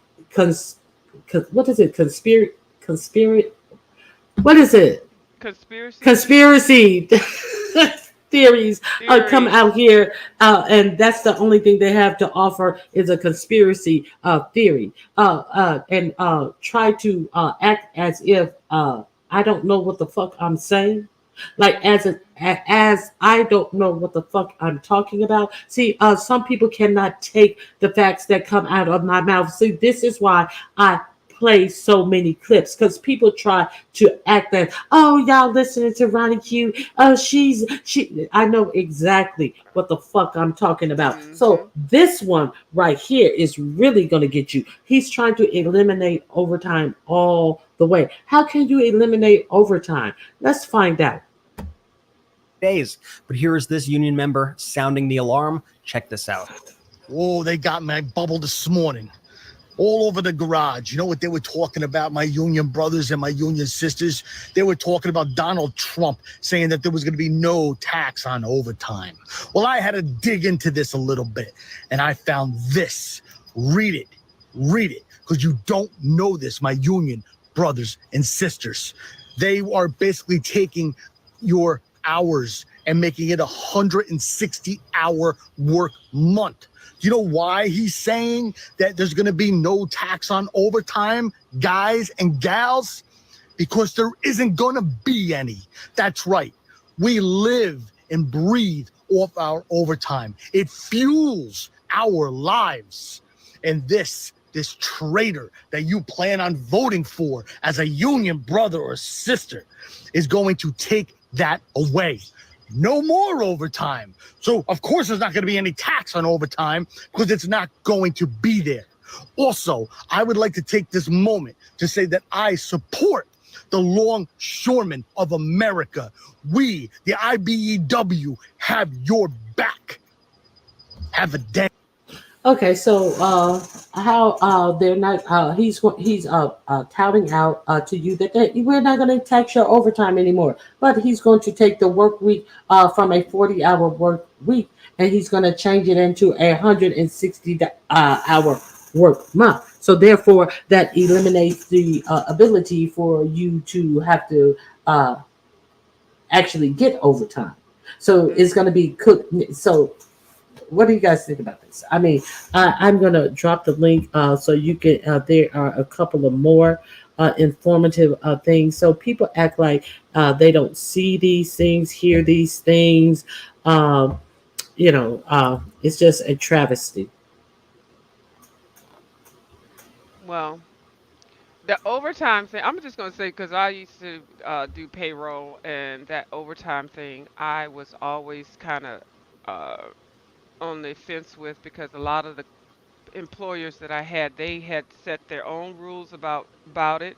When in the private companies, um, if they're going to make this a governmental rule or whatever, that's a whole different conversation. But each company, like you work for a little company, each company does their overtime thing differently. You know, whether you work at 37 hours a week, 40 hours a week, whatever. But the people that worked hourly and that did the overtime always got the short end of the goddamn stick. And it's Well, very important. Go ahead. the reason they have you working a 37-hour work week so they don't have to pay you overtime, period, Mm-hmm. because you're not a full-time employee. Yep. Yep. And Go then the ahead. people, and then the people that do have to clock in and stuff, the time hourly thing. Oh my God, I used to hate doing hourly payroll. I don't mean any harm, but I know that the people really are dependent on every little thing that they get, but they don't even know sometimes when you do more, you do get taxed more. You might make a little more looking at it paper wise, but when it comes down to the tax rate and what you're going to actually paying, it sometimes it can be a hindrance. But yeah, so yeah, Well, he's no, going. not if you're if not if your company has like something like a 401k, you can actually take more home in your 401k and not be taxed as much Well, going to hourly people normally don't have most. I'm talking about manual workers, Miss Ronnie Q. Hourly manual workers normally don't do 401k. well, Blue collar, okay. yeah. No, So that's a different. there, It's different. but no. The thing is that they have taken union representation out of a lot of these blue collar jobs. That's why they have Yeah, taken the union representation. So I agree with everything that. everything goes together. That's why they're taking it out, because they don't want to give you a 401k, even a one that they don't have to match themselves. They don't want to support the workers to have more money coming into their own pockets via 401k, as opposed to just being just taxed harshly on your overtime pay. See, it makes a difference when you have somebody who wants to support unions, as opposed to these people who want all these what is it, right to work states. See, that makes a difference. That's where the difference comes in at. I love unions. I'm union. I'm for unions. I am. I've never been in a union. I've never been in one, but I'm all for it. Yeah, non-exempt employees. Yeah, it does vary state by state, and also by what industry it is. Yeah, and all these proud to be a right to work state. Those are not states that are favorable to their employees. That, you can be fired anyway, anyhow, so yeah. Yeah. So that's all I got. Yeah. That's all I got. Well, I'm glad you brought up the Peckerwood situation. So now I got something to research. 'Cause I like to have a little something to research, every now and then. And it's going on now. Anyway, I'm gonna get off of here because I'm mad. I'm mad, Miss Ronnie Q. What are you mad about? I'm mad because I missed breakfast and I got all this stuff to do, and now I got like 9 people I have got to go take to do some things, and I wanted to color this morning. Well, you're going to color. You're going to have to color in the evening time. Okay, Okay, I'll so color tonight. don't forget, on October 20th, we're having our centerpiece competition. A View is a View Yes. is going to be one of the guests. Yes. Miss 313 is another, not guest, a judge. Miss 313 and Jessnet Oh, is also a judge. let me Go get ahead. my wreath. Hold on, I'm gonna get my wreath. I'm gonna show it to you right now. Okay, the one that I did from last year. Okay, hold on. Go ahead. Hmm. Go ahead and finish talking. I'll be right back. Okay, so it is on November, October 20th at 5 p.m. Eastern. That's 2 p.m. Pacific time, and that would be 4 Central time. Come out, have your table clear where we can only see.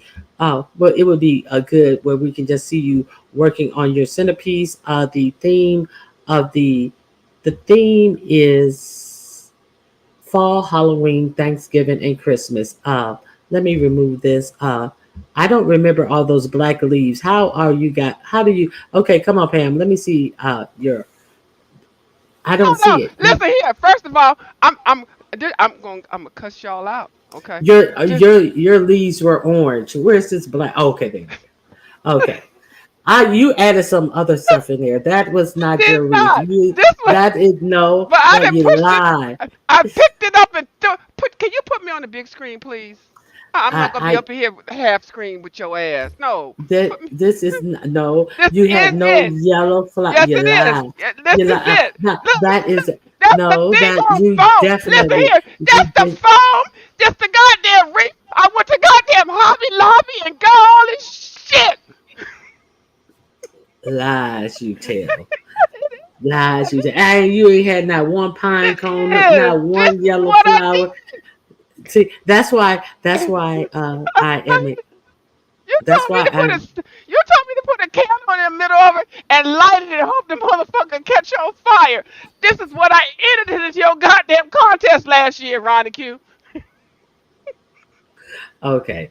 I don't remember. I don't remember it being that. But if you insist, okay. I threw it in the back of the garage. This is it. God, y'all don't do maybe this, okay?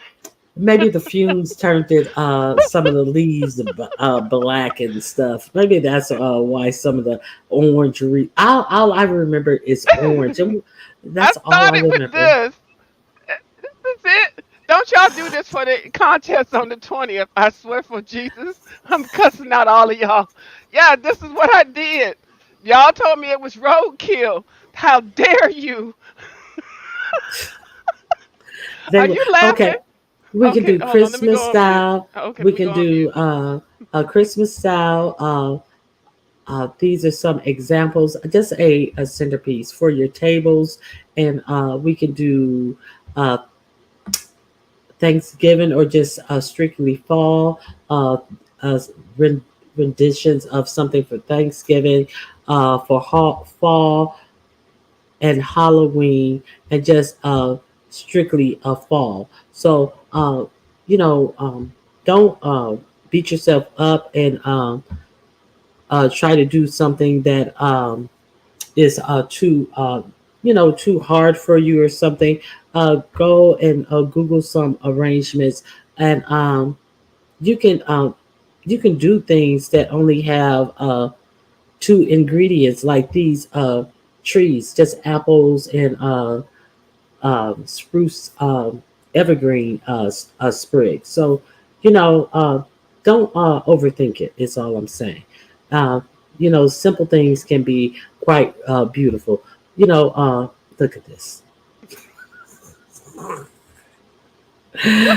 What Okay, are you Pam. saying? You're gonna drag me this year for? I'm not even enter. I should enter this. I don't want to be a judge. I'm entering this into the contest. Okay.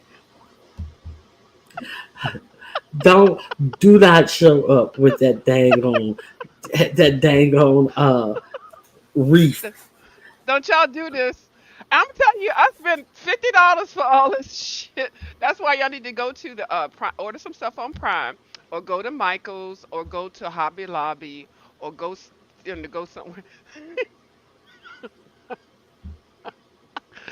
Let me get off Yeah, here. please don't forget to if you're going to enter Amazon Prime is having their sale today and tomorrow, so you may want to go over there. They have a lot of things to crafts with, so check it out, and All it right. bring it right to your door. Thank you, All right. But viewers. thank you. I appreciate you hitting the link. Thank I you. had fun with you, I did. I had and fun over here too, and now now I'm not mad anymore. Thank you for now that. Go go look up eat an the edible. Pecker Woods and Crack Babies. All right, bye. Thank y'all. Y'all have a good day, y'all. Please go out early vote, please. Thank you. Bye. Yes, exactly. Early vote. I appreciate you all who hung in here with me. I basically don't do what a view is a view did. Not if you want to win. Ask a view is a view. How did that work out for her? I love you two together. Yes, she is something else. Okay. Oh my God! Save some for your hairpiece on the side. Oh, like a carnation behind her ear. She put that big heavy ass thing behind her ear. She gonna be walking sideways and stuff. She gonna be all bent all over to the side. She put that big old bush in her head. All right, guys. Thank you for coming out. I appreciate your support. Please hit the like button. On your way out. And if you want to support the prize pot, $ Ronnie Q, put prize pot in the description. And I'll see you guys on Carmen, Carmen Miranda. Uh, Rita Moreno. All right, guys. I hope you have a great day. I'll check you later. Bye bye.